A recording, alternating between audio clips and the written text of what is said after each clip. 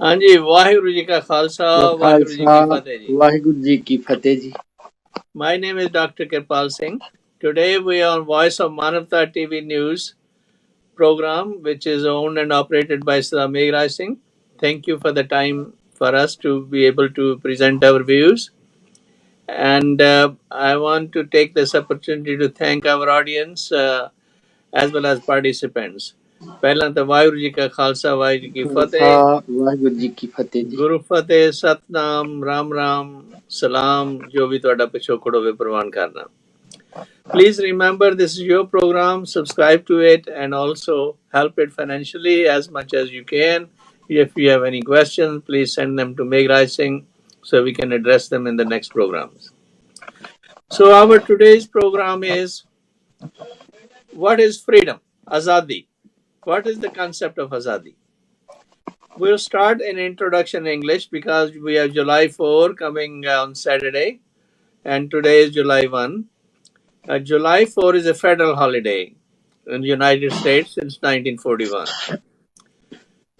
Declaration of Independence was written by Thomas Jefferson and it was in 1776. It was ratified by the Continental Congress. During that time, the colonies they voted to separate themselves, free themselves from the British uh, administration because of their grievances. They felt they were being heavily taxed and without any voice. So much so it was even known as no taxation without representation. British Crown was trying to put variety of taxes like stamp tax, sugar tax, other taxes to recover money from the colonists uh, to pay to the crown for their defense during the French Indian Wars. So this revolt took place under the commandership of George Washington, who is the father of American nation, and then he won this war of liberation successfully by defeating the British forces. During that time, two things happened. One, the Canada came into existence because the people who favored still to be with the crown, they formulated Canada, and the colonists formed what gradually developed into what we have now as United States of America. So that's briefly the background, and it is this festival is celebrated on July 4 with parades and talks and fireworks and uh, barbecues and family gatherings. Now, I want to bring your attention towards August 15th, 47, when India was freed. And this is almost over 70 years now it has been free. And see how the developments have taken place in India and how during the partition, what a massacre took place and how instead of being joy, there was such a destruction and uh, genocide to incredible proportions, and still country hasn't had the opportunity to recover because of a lot of wrong policies and by political infighting for one reason or another.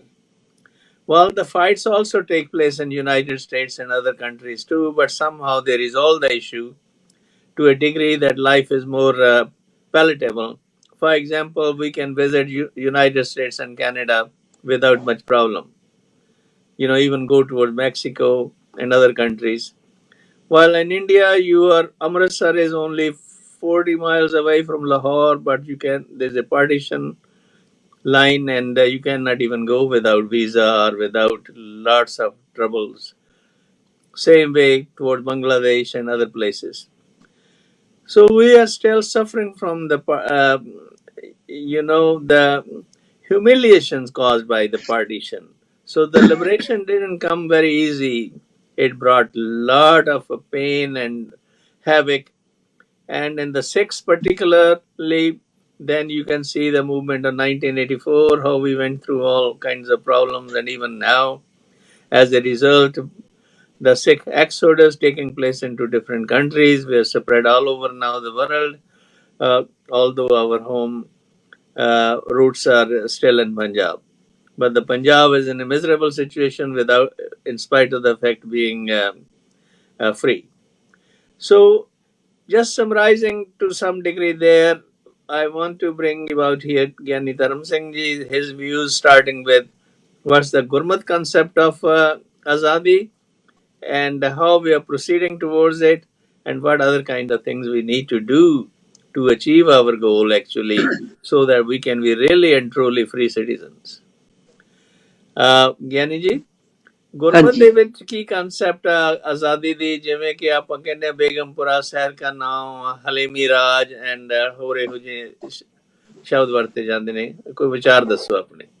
ਹਾਂਜੀ, ਪਹਿਲੇ ਮੇਰੇ ਸਾਰੇ ਸਰੋਤੀਆਂ ਤੇ ਦਰਸ਼ਕਾਂ ਨੂੰ ਮੇਰੇ ਵੱਲੋਂ ਪਿਆਰ ਭਰੀ ਵਾਹਿਗੁਰੂ ਜੀ ਕਾ ਖਾਲਸਾ ਵਾਹਿਗੁਰੂ ਜੀ ਕੀ ਫਤਿਹ। ਤੇ ਸਰਦਾਰ ਮੇਘਰਾਜ ਸਿੰਘ ਜੀ ਅਤੇ ਤੁਹਾਡਾ ਬਹੁਤ ਬਹੁਤ ਧੰਨਵਾਦ ਜਿਹੜੇ ਸਮਾਂ ਦਿੰਦੇ ਹੋ। ਜਿੱਥੋਂ ਤੱਕ ਗੁਰਮਤ ਦਾ ਸੰਬੰਧ ਆ ਆਜ਼ਾਦੀ ਦੇ ਨਾਲ, ਤੇ ਇਹ ਪਹਿਲੀ ਗੱਲ ਤਾਂ ਇਹ ਆ ਕਿ ਸਮੁੱਚੀ ਮਾਨਵਤਾ ਦਾ ਧਰਮ ਆ।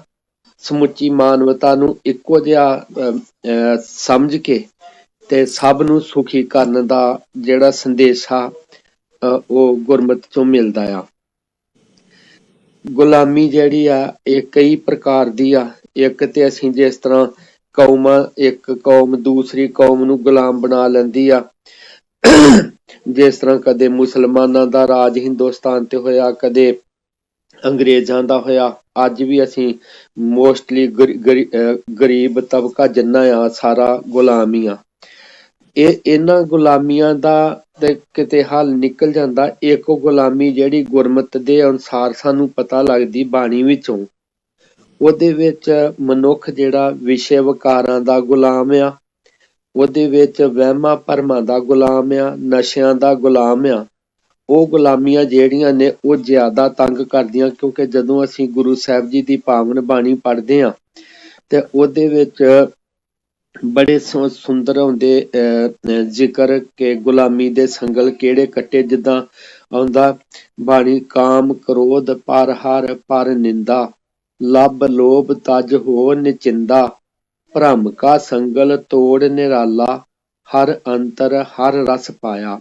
ਕਿ ਜੀਵਨ ਦਾ ਆਨੰਦ ਜਿਹੜਾ ਹੈ ਆਜ਼ਾਦੀ ਦਾ, ਉਹ ਆ ਕਾਮ ਕ੍ਰੋਧ ਲੋਭ ਮੋਹ ਹੰਕਾਰ ਪਰਾਈ ਨਿੰਦਾ, ਤੇ ਇਹ ਜਿਹੜੇ ਸਾਰੇ ਨੇ ਤੇ ਭਰਮ ਜਿਹੜਾ ਆ ਵਹਿਮ ਭਰਮ, ਉਹਨਾਂ ਦੇ ਜਿਹੜੇ ਸੰਗਲ ਤੋੜ ਕੇ ਤੇ ਅੰਦਰ ਦਾ ਆਨੰਦ ਪ੍ਰਾਪਤ ਕੀਤਾ ਜਾ ਸਕਦਾ। ਸੋ ਸਤਿਗੁਰੂ ਸਾਹਿਬ ਜੀ ਨੇ ਇਸ ਤੋਂ ਜਿਹੜਾ ਮਨੁੱਖ ਮੁਕਤ ਹੋ ਜਾਂਦਾ, ਉਹ ਅਸਲ 'ਚ ਆਤਮਿਕ ਤੌਰ ਤੇ ਉਹ ਆਜ਼ਾਦੀ ਦਾ ਆਨੰਦ ਹੀ ਮਾਣਦਾ। ਮੈਂ ਇੱਥੇ ਥੋੜਾ ਜਿਹਾ ਆਪਣੇ ਇਤਿਹਾਸ ਵੱਲ ਵੀ ਝਾਤੀ ਮਾਰ ਲੈਂਦੇ ਆ ਕਿ ਜਦੋਂ ਸਾਹਿਬ ਸ੍ਰੀ ਗੁਰੂ ਨਾਨਕ ਦੇਵ ਜੀ ਮਹਾਰਾਜ ਜੀ ਦਾ ਪ੍ਰਕਾਸ਼ ਹੋਇਆ, ਉਸ ਵਕਤ ਸਾਡਾ ਦੇਸ਼ ਇਹ ਹਿੰਦੁਸਤਾਨ ਜਿਹੜਾ ਉਹ ਆਜ਼ਾਦ ਨਹੀਂ ਸੀ, ਗੁਲਾਮ ਸੀ ਮੁਗਲਾਂ ਦਾ।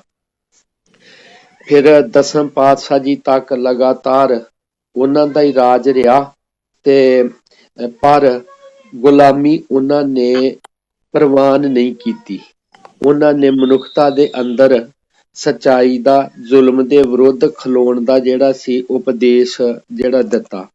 ਤੇ ਇਸ ਕਰਕੇ ਜਿਹੜੀ ਗੁਰਬਾਣੀ ਆ, ਗੁਰਮਤ ਦਾ ਜਿਹੜਾ ਕਨਸੈਪਟ ਆ, ਉਹਦੇ ਵਿੱਚ ਮਨੁੱਖ ਨੂੰ ਮਾਨਸਿਕ ਤੌਰ ਤੇ ਵਹਿਮਾਂ ਭਰਮਾਂ ਪਖੰਡਾਂ ਕਰਮ ਕਾਂਡਾਂ ਤੇ ਜਿਹੜੇ ਵਿਸ਼ੇ ਵਿਕਾਰ ਨੇ ਇਹਨਾਂ ਤੋਂ ਉੱਪਰ ਉੱਠ ਕੇ ਤੇ ਆਨੰਦ ਜਿਹੜਾ ਮਾਨਣਾ। ਬਾਕੀ ਜ਼ੁਲਮ ਦੇ ਵਿਰੁੱਧ ਜਿਹੜਾ ਵੀ ਕੋਈ ਆ, ਇਹ ਕੋਈ ਜ਼ਰੂਰੀ ਨਹੀਂ ਹੁੰਦਾ ਕਿ ਕੋਈ ਕੌਮ ਹੀ ਦੂਸਰੇ ਤੇ ਜ਼ੁਲਮ ਕਰਦੀ। ਜੇ ਕਿਹਾ ਜਾਏ ਕਿ ਕਦੇ ਆਪਣੇ ਸਿੱਖ ਰਾਜ ਸੀਗਾ, ਪਰ ਸਿੱਖ ਰਾਜ ਨੇ ਗੁਲਾਮ ਨਹੀਂ ਕੀਤਾ। ਇੱਕ ਮਿੰਟ ਜ਼ਰਾ, let me welcome ਗਿਆਨੀ ਬਿਆਨ ਸਿੰਘ। ਵਾਹਿਗੁਰੂ ਜੀ ਕਾ ਖਾਲਸਾ ਵਾਹਿਗੁਰੂ ਫਤਿਹ ਜੀ। ਖਾਲਸਾ ਵਾਹਿਗੁਰੂ ਜੀ ਕੀ ਫਤਿਹ ਜੀ।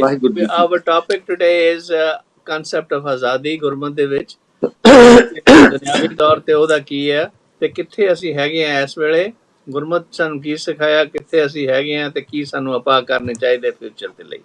ਸੋ ਈਚ ਪਰਸਨ ਸਪੀਕਸ 3 minutes ਹਾਂਜੀ ਆਪਣੇ ਵਿਚਾਰ ਦੱਸਣ ਦੇ ਲਈ, and try to do be little ਸੰਖੇਪ ਤਾਂ ਕਿ ਅਸੀਂ ਪ੍ਰੋਸੀਡ ਕਰ ਸਕੀਏ ਆਪਣੇ ਗੋਲ ਤੇ, ਕਿਉਂਕਿ ਅਸੀਂ ਵੀ ਵਾਂਟ ਟੂ ਟਾਕ ਅਬਾਊਟ ਦਾ ਉਹਦੀਆਂ ਰੈਲੇਵੈਂਸ ਕੀ ਆ ਲਿਮਟਿਡ ਟਾਈਮ ਦੇ ਵਿੱਚ, ਇਹ ਨਾ ਹੋਵੇ ਕਿ ਗੱਲ ਸਾਡੀ ਵਿਚਾਲੀ ਰਹਿ ਜਾਵੇ।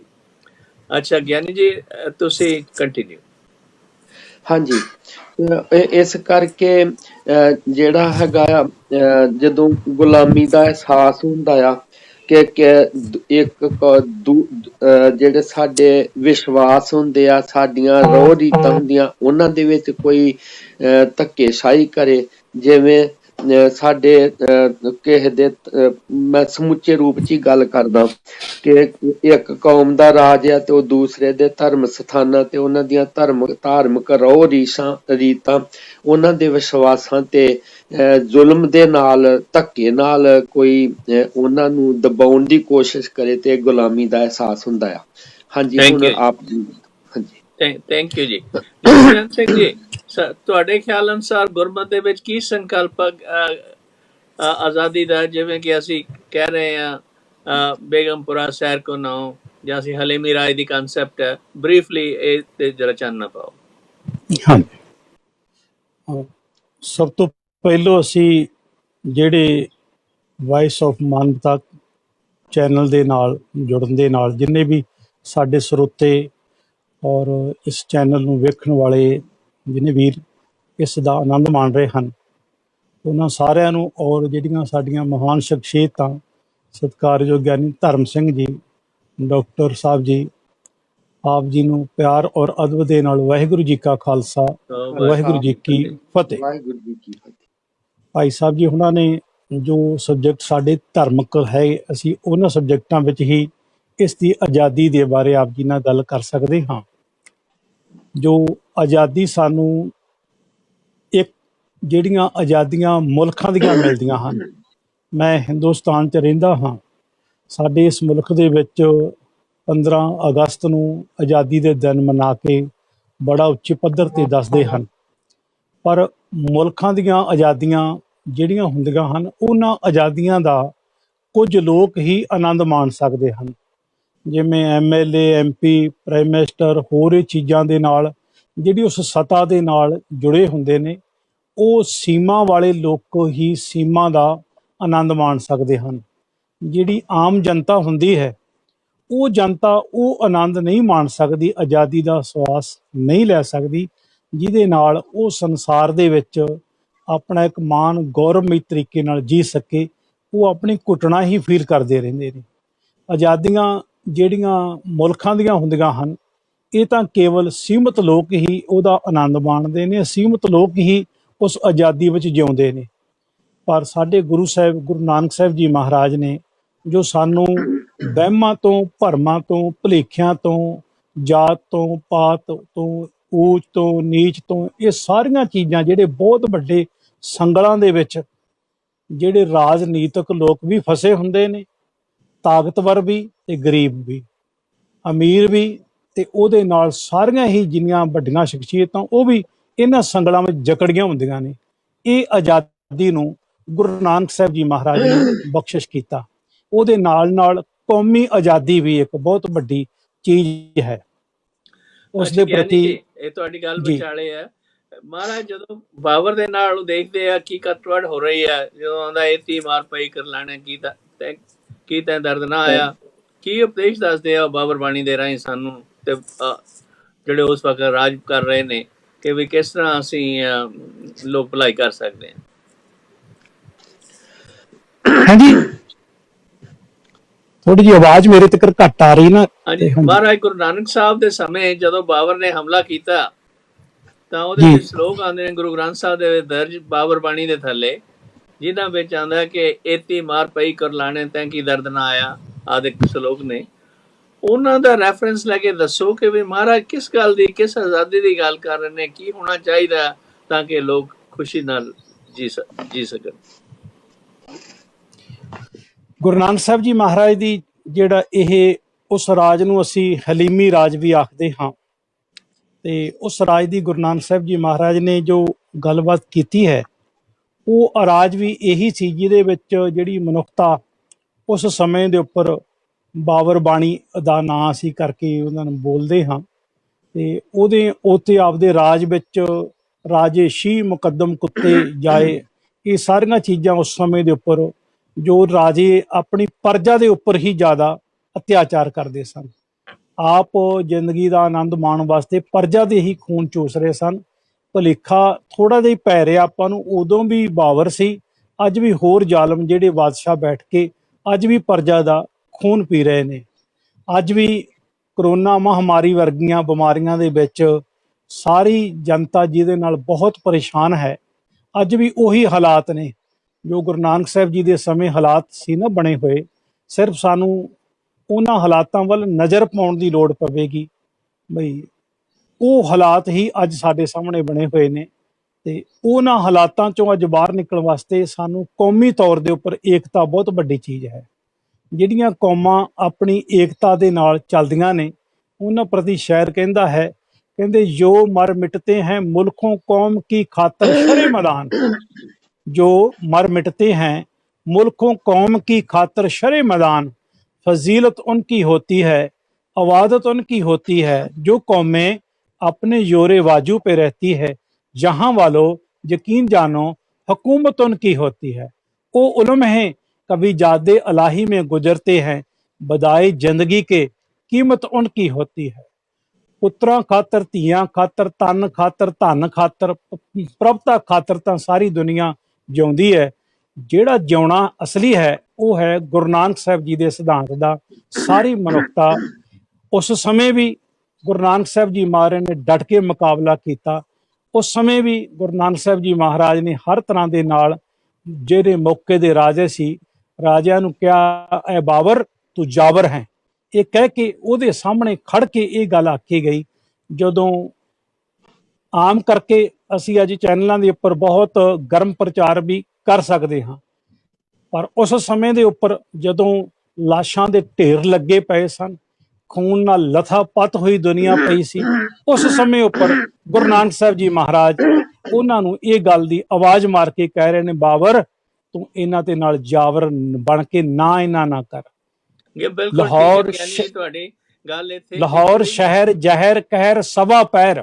ਹਾਂਜੀ, ਤੇ ਗਿਆਨੀ ਜੀ ਤੁਸੀਂ ਦੇਖੋ ਹੁਣ ਜਿਹੜੇ ਇਹ ਗੁਰੂ ਨਾਨਕ ਸਾਹਿਬ ਦਾ ਸਿਧਾਂਤ ਸੀ, ਜਿਹੜਾ ਪ੍ਰਫੁੱਲਤ ਹੁੰਦਾ ਹੋਇਆ ਗੁਰੂ ਅੰਗਦ ਦੇਵ ਜੀ, ਗੁਰੂ ਅਮਰਦਾਸ ਜੀ ਰਾਹੀਂ, ਗੁਰੂ ਅਰਜਨ ਪਾਤਸ਼ਾਹ ਦੀ ਸ਼ਹੀਦੀ ਬਾਅਦ ਗੁਰੂ ਮੇਰੀ ਪੀਰੀ ਜਾਂ ਪੀਰੀ ਪੀਰੀ ਦੇ ਰੂਪ ਦੇ ਵਿੱਚ ਗੁਰੂ ਹਰਗੋਬਿੰਦ ਸਾਹਿਬ ਨੇ ਉਸ ਨੂੰ ਹੋਰ ਪ੍ਰਕਾਸ਼ ਕੀਤਾ ਤੇ ਇਸੇ ਤਰ੍ਹਾਂ ਅੰਤ ਦੇ ਵਿੱਚ ਖਾਲਸਾ ਰੂਪ ਦੇ ਵਿੱਚ ਉਹ ਗੁਰੂ ਗੋਬਿੰਦ ਸਿੰਘ ਜੀ ਪ੍ਰਗਟ ਕਰਦੇ ਨੇ, ਜਿਹੜੀ ਕਿ ਜਦੋਂ ਜਹਿਦ ਚਲਦੀ ਚਲਾਉਂਦੀ ਸਾਡੇ ਬੰਦਾ ਸਿੰਘ ਬੈਰਾਗੀ, ਬੰਦਾ ਸਿੰਘ ਬਹਾਦਰ ਹੋਣਾ ਦੇ ਹੱਥ ਵਿੱਚ ਆਈ। ਉਸ ਤੋਂ ਬਾਅਦ ਮਿਸਲਾਂ ਦੇ ਰੂਪ 'ਚ ਰਣਜੀਤ ਸਿੰਘ ਦੇ, ਤੇ ਉਸ ਤੋਂ ਬਾਅਦ ਫਿਰ ਆਉਂਦੀ ਹੋਈ ਅਸੀਂ ਅੰਗਰੇਜ਼ਾਂ ਦੇ ਗੁਲਾਮ ਹੋ ਗਏ ਤੇ ਫਿਰ ਪਾਰਟੀਸ਼ਨ ਹੋ ਗਈ ਇੰਡੀਆ ਦੀ। ਤੇ ਬਾਵਜੂਦ ਸਭ ਕੁਰਬਾਨੀਆਂ ਹੁੰਦੀਆਂ ਦੇ ਸਾਡਾ ਜਿਹੜਾ ਜੀਵਨ ਆਹਾਰ, ਜਿਹੜਾ ਸਾਡਾ ਜੀਵਨ ਦਾ ਕੁਆਲਿਟੀ ਆ, ਉੱਥੇ ਦੀ ਉੱਥੇ ਹੀ ਖੜੀ ਰਹੀ ਹੈ। ਕੀ ਖਿਆਲ ਹੈ ਤੁਹਾਡਾ ਇਹਦੇ ਕੋਈ ਵਿਚਾਰ ਦੱਸੋ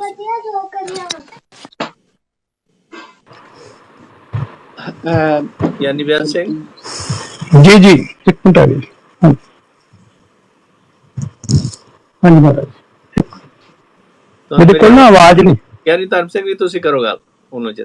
ਹਾਂਜੀ, ਜਿੱਥੋਂ ਤੱਕ ਗੁਰੂ ਸਾਹਿਬ ਜੀ ਦਾ ਜ਼ਿਕਰ ਆ, ਉਹਦੇ ਚ ਦੋ ਗੱਲਾਂ ਸਾਨੂੰ ਬੜੀਆਂ ਵਧੀਆ ਸਮਝ ਆਉਂਦੀਆਂ। ਇੱਕ ਤਾਂ ਜਿਹੜੇ ਰਾਜੇ ਜ਼ੁਲਮ ਕਰਦੇ ਨੇ ਉਹਨਾਂ ਦੇ ਬਾਰੇ ਬਚਨ, ਜਿਵੇਂ ਰਾਜੇ ਸ਼ੀ ਮੁਕੱਦਮ ਕੁੱਤੇ ਜਾਇ ਜਗਾਨ ਬੈਠੇ ਸੁੱਤੇ, ਤੇ ਬਾਣੀ ਦੇ ਵਿੱਚ ਉਹਨਾਂ ਨੇ ਉਪਦੇਸ਼ ਦਿੱਤਾ ਕਿ ਰਾਜੇ ਦਾ ਧਰਮ ਜਿਹੜਾ, ਰਾਜੇ ਚੁਲੀ ਨਿਆਮ ਕੀ ਜੋਗੀ ਕਾ ਸੱਤ ਦਾਨ, ਕਿ ਵੱਖਰੇ ਵੱਖਰੇ ਕਿਹੜੇ ਦਾ ਕੀ ਧਰਮ ਬਣਦਾ ਆ, ਤੇ ਰਾਜੇ ਦਾ ਹੁੰਦਾ ਆਪਣੀ ਪ੍ਰਜਾ ਨੂੰ ਨਿਆਂ ਦੇਣਾ। ਦੂਸਰਾ ਪੱਖ ਜਿਹੜਾ ਗੁਲਾਮੀ ਦਾ ਆ, ਉਹਨਾਂ ਵੱਲ ਲੋਕਾਂ ਵਾਸਤੇ ਵੀ ਆ ਕਿ ਗੁਲਾਮ ਹੁੰਦੇ ਕਿਉਂ ਨੇ ਲੋਕ, ਕਿਉਂ ਇੱਕ ਕੌਮ ਦੇ ਉੱਪਰ ਦੂਸਰੀ ਜਿਹੜੀ ਆ ਕੇ ਤੇ ਉਹ ਕਬਜ਼ਾ ਜਮਾ ਲੈਂਦੀ। ਉਹਦੇ ਵਿੱਚ ਵੀ ਗੁਰੂ ਸਾਹਿਬ ਜੀ ਨੇ ਉਹ ਬਾਬਰਵਾਣੀ ਦੇ ਸ਼ਬਦਾਂ ਦੇ ਵਿੱਚ ਹੀ ਬੜਾ ਸਪਸ਼ਟ ਲਿਖਿਆ ਆ ਕਿ ਉਹਦਾ ਕਾਰਨ ਬਣਦਾ ਜਦੋਂ ਮਨੁੱਖ ਐਸ਼ੋ ਇਸ਼ਰਤ ਦੇ ਵਿੱਚ ਪੈ ਜਾਏ ਜਦੋਂ ਆਪਣੇ ਕਿਰਦਾਰ ਨੂੰ ਭੁੱਲ ਜਾਏ, ਜਦੋਂ ਉਹ ਆਪ ਹੀ ਗੁਲਾਮੀ ਨੂੰ ਮਹਿਸੂਸ ਕਰਨ ਲੱਗ ਜਾਏ ਤੇ ਉਦੋਂ ਉਹਦੇ ਉੱਪਰ ਇਹ ਵਰਤਾਰੇ ਵਰਤਣੇ ਹੀ ਨੇ। ਗੁਰੂ ਸਾਹਿਬ ਦੇ ਬੜੇ ਪਿਆਰੇ ਬਚਨਾਂ, ਘਰ ਘਰ ਮੀਆਂ ਸਭਨਾ ਜੀਆਂ ਬੋਲੀ ਅਵਰ ਤੁਮਾਰੀ, ਕਿ ਪਰਜਾ ਨੂੰ ਉਦੋਂ ਸੰਦੇਸ਼ ਦੇ ਰਹੇ ਕਿ ਤੁਸੀਂ ਆਪਣੀ ਭਾਸ਼ਾ ਛੱਡ ਬੈਠੇ ਹੋ। ਨੀਲ ਬਸਤਰ ਪਹਿਰ ਹੋਵੇ ਪ੍ਰਵਾਨ, ਮਲੇਸ਼ ਤਾਨਲੇ ਪੂਜੈ ਪੁਰਾਣ, ਕਿ ਉਦਾਂ ਤੁਸੀਂ ਪੁਰਾਣਾਂ ਦੀ ਆਪਣੇ ਧਾਰਮਿਕ ਨਿਯਮਾਂ ਦੀ ਪਾਲਣਾ ਕਰ ਰਹੇ ਹੋ, ਪਰ ਜਿਹੜਾ ਧਨ ਆ ਉਹ ਤੁਸੀਂ ਦੂਸਰੇ ਦਾ ਲੈ ਰਹੇ ਹੋ। ਖੁਸ਼ੀਆਂ ਤੁਸੀਂ ਦੂਸਰਿਆਂ ਕੋਲੋਂ ਉਹਨਾਂ ਦਾ ਲਿਬਾਸ ਪਹਿਨ ਕੇ। ਇਹਦਾ ਮਤਲਬ ਵੀ ਆਪਣੀ ਜਿਹੜੀ ਸਾਡੀ ਸਮਾਜਿਕ ਰਹੁ ਰੀਤ ਆ, ਜਿਹੜੀ ਸਾਡੀ ਬੋਲੀ ਆ, ਜਿਹੜੇ ਸਾਡੇ ਸੱਭਿਆਚਾਰਕ ਸਰੋਤ ਨੇ ਜਾਂ ਸੱਭਿਆਚਾਰਕ ਰਸਮਾਂ ਰੀਤਾਂ, ਉਹਨਾਂ ਦੇ ਉੱਪਰ ਪਹਿਰਾ ਦੇਣਾ ਜਿਹੜਾ ਇਹ ਬੜਾ ਜ਼ਰੂਰੀ ਆ ਆਜ਼ਾਦੀ ਵਾਸਤੇ। ਤੋ ਸਤਿਗੁਰੂ ਸਾਹਿਬ ਜੀ ਨੇ ਤੇ ਇਹ ਲੋਕਾਂ ਨੂੰ ਵੀ ਜਾਗਰੂਕ ਕੀਤਾ, ਰਾਜਿਆਂ ਨੂੰ ਵੀ ਸਮਝਾਇਆ ਵੀ, ਤੇ ਉਹਨਾਂ ਦੇ ਨਾਲ ਟੱਕਰ ਵੀ ਲਈ ਜਦੋਂ ਲੋੜ ਪਈ। Thank you. ਯਾਨੀ ਬਿਆਨ ਸਿੰਘ ਜੀ। ਹਾਂਜੀ, ਮੈਂ ਆਪ ਜੀ ਦੇ ਉਸੇ ਬਚਨ ਨੂੰ ਹੀ ਹੋਰ ਅੱਗੇ ਅਗੇਤਰ ਵੱਲ ਤੋਰਦਾ ਕਿ ਗੁਰੂ ਅਮਰਦਾਸ ਮਹਾਰਾਜ ਜੀ ਦੇ ਸਮਾਂ ਜਦੋਂ ਆਇਆ, ਉਸ ਸਮੇਂ ਦੇ ਵਿੱਚ ਲੋਕ ਵਹਿਮਾਂ ਵਿੱਚ, ਭਰਮਾਂ ਵਿੱਚ ਬਹੁਤ ਫਸੇ ਹੋਏ ਸਨ। ਇੱਕ ਬਹੁਤ ਵੱਡੀ ਬਿਮਾਰੀ ਸੀ, ਉਸ ਬਿਮਾਰੀ ਨੂੰ ਕਿਹਾ ਜਾਂਦਾ ਸੀ ਬਈ ਸਤੀ ਪ੍ਰਥਾ। ਇਹ ਉਦੋਂ ਜਦੋਂ ਕਿਸੇ ਦੇ ਆਦਮੀ ਦੀ ਘਰ ਵਾਲੇ ਦੀ ਮੌਤ ਹੋ ਜਾਵੇ ਤਾਂ ਉਹਦੀ ਘਰ ਵਾਲੀ ਨੂੰ ਉਸੇ ਹੀ ਚਿਖਾ ਦੇ ਵਿੱਚ ਪਾ ਕੇ ਸਾੜ ਦਿੱਤਾ ਜਾਂਦਾ ਸੀ। ਇਸ ਦੇ ਕਰਕੇ ਇੱਕ ਨਹੀਂ ਅਨੇਕਾਂ ਜਿਹੜੀਆਂ ਸਾਡੀ ਇਸਤਰੀ ਜਾਤ, ਜਿਹਨੂੰ ਅਸੀਂ ਮਾਂ ਆਖਦੇ ਹਾਂ, ਭੈਣ ਕਹਿੰਦੇ ਹਾਂ, ਜਿਹਦਾ ਬਹੁਤ ਸਤਿਕਾਰ ਗੱਲਾਂ ਰਾਹੀਂ ਕਰਦੇ ਸੀ, ਪਰ ਉਹਦਾ ਸਤਿਕਾਰ ਦੁਨੀਆ ਦੇ ਵਿੱਚੋਂ ਖਤਮ ਹੁੰਦਾ ਜਾ ਰਿਹਾ ਸੀ। ਅੰਦਰੇ ਅੰਦਰ ਪੀੜਤ ਸੀ, ਉਹਦੇ ਅੰਦਰੋਂ ਬਹੁਤ ਵੱਡਾ ਦੁੱਖ ਸੀ ਵੀ ਜੇ ਮੇਰਾ ਘਰ ਵਾਲਾ ਮਰ ਗਿਆ ਤੇ ਮੈਨੂੰ ਵੀ ਇਹਨਾਂ ਨੇ, ਸਮਾਜ ਵਾਲਿਆਂ ਨੇ ਚੱਕ ਕੇ ਇਹਦੇ ਵਿੱਚ ਹੀ ਅੱਗ ਵਿੱਚ ਸੁੱਟ ਦੇਣਾ ਹੈ। ਇਸ ਵੱਡੀ ਗੰਦੀ ਬਿਮਾਰੀ ਤੋਂ ਨਿਜਾਤ ਗੁਰੂ ਅਮਰਦਾਸ ਮਹਾਰਾਜ ਜੀ ਨੇ ਆਖਿਆ, ਸਤੀਆਂ ਇਹ ਨਾ ਆਖਿਆਨ ਜੋ ਮੜੀਆਂ ਲੱਗ ਜਲਨ, ਇਹ ਸਤੀਆਂ ਨਹੀਂ ਹਨ। ਇਸ ਪ੍ਰਥਾ ਨੂੰ ਗੁਰੂ ਅਮਰਦਾਸ ਮਹਾਰਾਜ ਜੀ ਨੇ ਬੜੇ ਜ਼ੋਰਾਂ ਦੇ ਉੱਪਰ ਪ੍ਰਚਾਰ ਕੇ ਤੋੜਨਾ ਕੀਤਾ, ਤੇ ਉਸੇ ਸਮੇਂ ਦੇ ਵਿੱਚ ਜਿਹੜੀਆਂ ਸਤੀਆਂ ਨੂੰ ਬਚਾਉਣਾ ਕੀਤਾ, ਤੇ ਨਾਲ ਇੱਕ ਵਿਧਵਾ ਵਿਆਹ, ਇਹ ਵੀ ਪ੍ਰਥਾ ਗੁਰੂ ਅਮਰਦਾਸ ਮਹਾਰਾਜ ਜੀ ਨੇ ਆਰੰਭ ਕੀਤੀ। ਵੀ ਕਈਆਂ ਮਨੁੱਖਾਂ ਦੇ ਘਰ ਵਾਲੀਆਂ ਮਰ ਜਾਂਦੀਆਂ ਤੇ ਕਈਆਂ ਦੀਆਂ ਘਰ ਵਾਲੀਆਂ ਦੇ ਪਤੀ ਮਰ ਜਾਂਦੇ ਨੇ, ਉਹਨਾਂ ਦੀ ਇਹ ਵਿਧਵਾ ਵਿਆਹ ਵੀ ਗੁਰੂ ਅਮਰਦਾਸ ਮਹਾਰਾਜ ਜੀ ਨੇ ਆਰੰਭ ਕੀਤਾ ਸੀ। ਇਸ ਪੀੜਤਾ ਦੇ ਵਿੱਚੋਂ ਗੁਰੂ ਅਮਰਦਾਸ ਮਹਾਰਾਜ ਜੀ ਨੇ ਮਨੁੱਖਤਾ ਨੂੰ ਆਜ਼ਾਦੀ ਦਵਾਈ। Thank you so much. ਸੋ ਕਿ ਵੀ ਗੁਰੂ ਅਮਰਦਾਸ ਜੀ ਨੇ ਤਾਂ ਬੀਬੀਆਂ ਨੂੰ ਅੱਗੇ ਲਿਆ ਕੇ ਪੀੜੇ ਵੀ ਦਿੱਤੇ ਕਿ ਵੀ ਉਹ ਧਰਮ ਪ੍ਰਚਾਰ ਕਰ ਸਕਦੀਆਂ ਨੇ। ਜਿਵੇਂ ਕਿ ਆਦਮੀ ਮੰਜੀਆਂ ਬਖਸ਼ੀਆਂ ਤੇ ਔਰਤਾਂ ਨੂੰ ਪੀੜੇ ਬਖਸ਼ੇ, ਇਸ ਤਰ੍ਹਾਂ ਦੀ ਗੱਲ ਆਉਂਦੀ ਹੈ ਇਤਿਹਾਸ ਦੇ ਵਿੱਚ। ਗੱਲ ਕੀ ਗੁਰੂ ਮਹਾਰਾਜ ਨੇ ਵੱਧ ਤੋਂ ਵੱਧ ਉਹਨਾਂ ਨੂੰ ਅੱਗੇ ਲਿਆਉਣ ਦੀ ਕੋਸ਼ਿਸ਼ ਕੀਤੀ। ਇਹ ਚਾਹੇ ਪੂਰਨੇ ਪਾਏ ਸੀ ਗੁਰੂ ਨਾਨਕ ਦੇਵ ਸਾਹਿਬ ਦੇ, ਜਿਨ੍ਹਾਂ ਨੇ ਕਿਹਾ ਸੀ ਪੜ੍ਹ ਜੰਮੀਏ ਪੜ੍ਹ ਨਿਮੀਏ, ਤੇ ਗਾਂ ਕਿਵੇਂ ਬੀਬੀ ਖੀਵੀ ਮੋਢੇ ਨਾਲ ਮੋਢਾ ਲਾ ਕੇ ਗੁਰੂ ਅੰਗਦ ਦੇਵ ਜੀ ਦੇ ਨਾਲ ਸੇਵਾ ਕਰਦੀ ਸੀ, ਕਿਚਨ ਦੇ ਵਿੱਚ ਸਾਂਭਦੀ ਸੀ। ਤੇ ਗਾਂ ਇਸੇ ਤਰ੍ਹਾਂ ਬਾਕੀ ਦੀਆਂ ਗੁਰੂ ਸਾਹਿਬਾਨ ਦੀਆਂ ਜਿਹੜੀਆਂ ਮਹਿਲ ਸੀਗੇ, ਉਹਨਾਂ ਨੇ ਆਪੋ ਆਪਣੇ ਸਮੇਂ ਦੇ ਵਿੱਚ ਬਹੁਤ ਹਿੱਸਾ ਪਾਇਆ। ਤੇ ਫਿਰ ਸਾਡੇ ਕੋਲ ਸਮਾਂ ਆ ਜਾਂਦਾ ਹੈਗਾ 6ਵੇਂ ਪਾਤਸ਼ਾਹ ਦਾ ਗੁਰੂ ਅਰਜਨ ਦੇਵ ਜੀ ਦੀ ਸ਼ਹੀਦੀ ਤੋਂ ਬਾਅਦ। ਉਸ ਵਕਤ ਆਜ਼ਾਦੀ ਦੀ ਕੀ ਸਿਚੁਏਸ਼ਨ ਸੀ ਗਿਆਨੀ ਧਰਮ ਸਿੰਘ ਜੀ? ਅਸਲ ਵਿੱਚ ਸਾਹਿਬ ਸ੍ਰੀ ਗੁਰੂ ਅਰਜਨ ਦੇਵ ਜੀ ਮਹਾਰਾਜ ਜੀ ਦੀ ਜਦੋਂ ਅਸੀਂ ਪਾਵਨ ਬਾਣੀ ਪੜ੍ਹਦੇ ਹਾਂ, ਵੈਸੇ ਸਾਰੇ ਗੁਰੂ ਇੱਕ ਜੋਤ ਨੇ, ਉਹਦੇ 'ਚ ਕੋਈ ਅੰਤਰ ਨਹੀਂ। ਸਮੇਂ ਮੁਤਾਬਕ ਜਿਹੜਾ ਉਹਨਾਂ ਦੇ ਗੁਣ ਜਿਹੜੇ ਆ ਸਾਰੇ ਇੱਕ ਜੈਸੇ ਪ੍ਰਗਟ ਹੁੰਦੇ ਨੇ। ਸਾਹਿਬ ਸ੍ਰੀ ਗੁਰੂ ਅਰਜਨ ਦੇਵ ਜੀ ਮਹਾਨ ਨਿਮਰਤਾ ਦੇ ਪੁੰਜ। ਜੇ ਹਰਿਮੰਦਰ ਸਾਹਿਬ ਜੀ ਦੀ ਨੀਂਹ ਰਖਾਈ ਸਾਈਂ ਮੀਆਂ ਮੀਰ ਜੀ ਕੋਲੋਂ, ਮਤਲਬ ਕੋਈ ਜਾਤ ਪਾਤ ਦਾ, ਕੋਈ ਮਜ਼ਹਬ ਭੇਦ ਦਾ ਕੋਈ ਅੰਤਰ ਨਹੀਂ ਉਹਨਾਂ ਦੀ ਨਜ਼ਰ 'ਚ। ਤੇ ਜਿਹੜੇ ਉਹਨਾਂ ਨੂੰ ਤਸੀਹੇ ਦਿੱਤੇ ਗਏ, ਉਹਦੀ ਕੋਈ ਸੰਸਾਰ 'ਚ ਉਦਾਹਰਣ ਹੀ ਨਹੀਂ ਮਿਲਦੀ। ਤੇ ਇਸ ਕਰਕੇ ਉਸ ਵਕਤ ਸਾਹਿਬ ਸ੍ਰੀ ਗੁਰੂ ਹਰਗੋਬਿੰਦ ਸਾਹਿਬ ਜੀ ਮਹਾਰਾਜ ਜੀ ਨੇ ਗੁਰਤਾ ਗੱਦੀ ਤੇ ਬੈਠਣ ਵੇਲੇ ਮੀਰੀ ਤੇ ਪੀਰੀ ਦੀਆਂ ਸ੍ਰੀ ਸਾਹਿਬਾਂ ਪੈਣੀਆਂ, 2 ਸਾਲ ਬਾਅਦ ਅਕਾਲ ਤਖਤ ਦੀ ਨੀਂਹ ਵੀ ਰੱਖੀ। ਸਿੱਖਾਂ ਨੂੰ ਸ਼ਸਤਰਧਾਰੀ ਹੋਣ ਦਾ ਤੇ ਘੋੜ ਸਵਾਰੀ ਸਿੱਖਣ ਦਾ ਉਹਨਾਂ ਨੇ ਪ੍ਰੇਰਨਾ ਦਿੱਤੀ, ਉਹਨਾਂ ਨੂੰ ਹੁਕਮ ਵੀ ਕੀਤਾ। ਤੇ ਉਹ ਸਾਰਾ ਕੁਝ ਇਹ ਸੀ ਕਿ ਜਿਸ ਤਰ੍ਹਾਂ ਦਾ ਜ਼ਾਲਮ ਜ਼ੁਲਮ ਕਰਨ ਵਾਲਾ ਆ, ਜਿਸ ਤਰ੍ਹਾਂ ਦਾ ਹਾਕਮ ਆ, ਉਹਦੇ ਨਾਲ ਉਸੇ ਤਰੀਕੇ ਦੇ ਨਾਲ ਹੀ ਉਹਦੇ ਨਾਲ ਨਜਿੱਠਿਆ ਜਾ ਸਕਦਾ ਹੈ। ਤੇ ਇਸ ਕਰਕੇ ਜਦੋਂ ਜ਼ੁਲਮ ਦੀ ਹੱਦ ਹੋ ਗਈ ਤੇ ਗੁਰੂ ਸਾਹਿਬ ਜੀ ਨੇ ਫਿਰ ਸ਼ਸਤਰਧਾਰੀ ਹੋ ਕੇ, ਹਾਲਾਂਕਿ ਇੱਕ ਵੀ ਹਮਲਾ ਆਪ ਨਹੀਂ ਕੀਤਾ, ਜਦੋਂ ਧਾੜਵੀ ਜਿਹੜੇ ਹਾਕਮ ਸੀਗੇ ਉਹ ਚੜ੍ਹ ਕੇ ਆਉਂਦੇ ਰਹੇ ਤੇ ਉਹਨਾਂ ਦੇ ਨਾਲ ਉਹਨਾਂ ਨੇ ਟੱਕਰ ਲਈ ਤੇ ਉਹਨਾਂ ਦਾ ਮੂੰਹ ਤੋੜਵਾਂ ਉੱਤਰ ਵੀ ਦਿੱਤਾ। Thank you. ਯਾਨੀ ਬਿਆਨ ਸਿੰਘ ਜੀ, ਦੇਖੋ ਜਿਹੜਾ ਗੁਰੂ ਸਾਹਿਬ ਹਰਗੋਬਿੰਦ ਸਾਹਿਬ ਦਾ ਅਕਾਲ ਤਖਤ ਸਾਹਿਬ ਦੀ ਜਿਹੜੀ ਸਥਾਪਨਾ ਹੈ, ਉਹਦੇ ਵਿੱਚ ਸਾਡੇ ਜਿਹੜਾ ਸੋਸ਼ਲ ਪੋਲੀਟੀਕਲ ਜਿਹੜਾ ਥਾਟ ਹੈ ਉਹ ਹੋਰ ਪ੍ਰੈਕਟੀਕਲ ਰੂਪ ਧਾਰਨ ਕਰਦਾ ਹੈ। ਉਹਦੇ ਬਾਬਤ ਆਪਣੇ ਖਿਆਲ ਦੱਸੋ। ਇੱਥੇ ਥੋੜੇ ਜਿਹੇ ਬਚਨਾਂ ਨੂੰ ਸਮਝਣਾ ਹੈ। ਸਾਡਾ ਅਕਾਲ ਤਖਤ ਵਿਧਾਗ ਹੈ, ਅਕਾਲ ਤਖਤ ਨਿਆਂਕਾਰੀ ਹੈ, ਅਕਾਲ ਤਖਤ ਜਿਹੜਾ ਉਹ ਤਖਤ ਹੈ ਉਹ ਮਹਾਨ ਹੈ।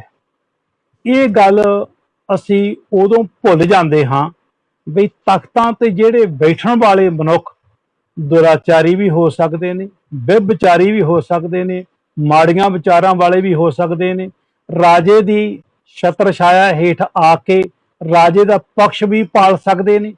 ਮਨੁੱਖ ਜ਼ਰੂਰ ਗਲਤ ਹੋ ਸਕਦਾ ਹੈ, ਲੇਕਿਨ ਤਖਤ ਜਿਹੜਾ ਨਿਆਂ ਦਾ ਤਖਤ ਹੈ ਉਹ ਕਦੇ ਗਲਤ ਨਹੀਂ ਹੋ ਸਕਦਾ। ਇਸ ਵਾਸਤੇ ਜਿਹੜੇ ਲੋਕ ਨਿਆਂ ਦੇ ਤਖਤ ਨੂੰ ਹੀ ਗਲਤ ਕਹਿਣ ਲੱਗ ਪੈਂਦੇ ਨੇ, ਕਿਸੇ ਵੀ ਰਾਜੇ ਦੇ ਰਾਜ ਦੇ ਸਮੇਂ ਵਿੱਚ ਅਲੱਗ-ਅਲੱਗ ਰਾਜੇ ਅਲੱਗ-ਅਲੱਗ ਪ੍ਰਾਈਮ ਮਿਨਿਸਟਰ ਬਣ ਕੇ ਦੁਨੀਆ 'ਚ ਅੱਜ ਵੀ ਰਾਜ ਕਰਕੇ ਦਿਖਾਉਂਦੇ ਨੇ। ਉਹਦੇ ਰਾਜ ਦਾ ਸਮਾਂ, ਉਹਦੇ ਰਾਜ ਕਰਨ ਦਾ ਤਰੀਕਾ ਗਲਤ ਹੋ ਸਕਦਾ ਹੈ, ਪਰ ਇਹ ਨਹੀਂ ਹੋ ਸਕਦਾ ਵੀ ਜੋ ਸਮੇਂ ਦੀ ਸਰਕਾਰ ਨੇ ਅਸੂਲ ਬਣਾਤੇ, ਕਾਨੂੰਨ ਬਣਾਤੇ, ਜਿਹਨੂੰ ਅਸੀਂ ਗੁਰਮੁਖੀ 'ਚ ਕਹਿੰਦੇ ਆ ਮਰਜ਼ਾਦਾ ਬਣਾਤੀਆਂ, ਉਹ ਮਰਜ਼ਾਦਾ ਦੀਆਂ ਜੇ ਕੋਈ ਸੀਮਾ ਵਿੱਚ ਰਹਿ ਕੇ ਜੀਵਨ ਨੂੰ ਤੋਰੇ ਤਾਂ ਕਦੇ ਵੀ ਉਹ ਜੀਵਨ ਵਿੱਚੋਂ ਹੌਲਾ ਜਾਂ ਮਾੜਾ ਨਹੀਂ ਬਣ ਸਕਦਾ। ਜੋ ਅਕਾਲ ਤਖਤ ਸਾਹਿਬ ਆ, ਉਹਦੀ ਜਿਹੜੀ ਵਿਸ਼ੇਸ਼ਤਾ ਵਾ, ਉਹਦੀ ਮਹਾਨਤਾ ਆ, ਉਹ ਕਦੇ ਨਹੀਂ ਘਟ ਸਕਦੀ। ਇਹ ਹੋ ਸਕਦਾ ਅੱਜ ਸੱਤਾ ਦੇ ਉੱਪਰ ਜਿਹੜਾ ਬੈਠਾ ਵਾ ਉਹਦੀ ਸੱਤਾ ਦਾ ਜ਼ੋਰ ਕਰਕੇ ਉਹਦੇ ਵਿੱਚੋਂ ਸਾਡੇ ਨੂੰ ਉਂਗਲਾਂ ਉਠਾਉਣ ਦਾ ਲੋਕਾਂ ਨੂੰ ਮੌਕਾ ਮਿਲ ਜਾਂਦਾ ਹੈ, ਪਰ ਉਹ ਉਂਗਲਾਂ ਕਿਸੇ ਮਨੁੱਖ ਤੇ ਉੱਠ ਰਹੀਆਂ, ਕਿਸੇ ਕਾਰਜ ਕਰਨ ਵਾਲੇ ਤੇ ਉੱਠ ਰਹੀਆਂ ਨੇ, ਨਾ ਕਿ ਉਸ ਅਕਾਲ ਤਖਤ ਤੇ ਉੱਠ ਰਹੀਆਂ ਨੇ। That's a good point.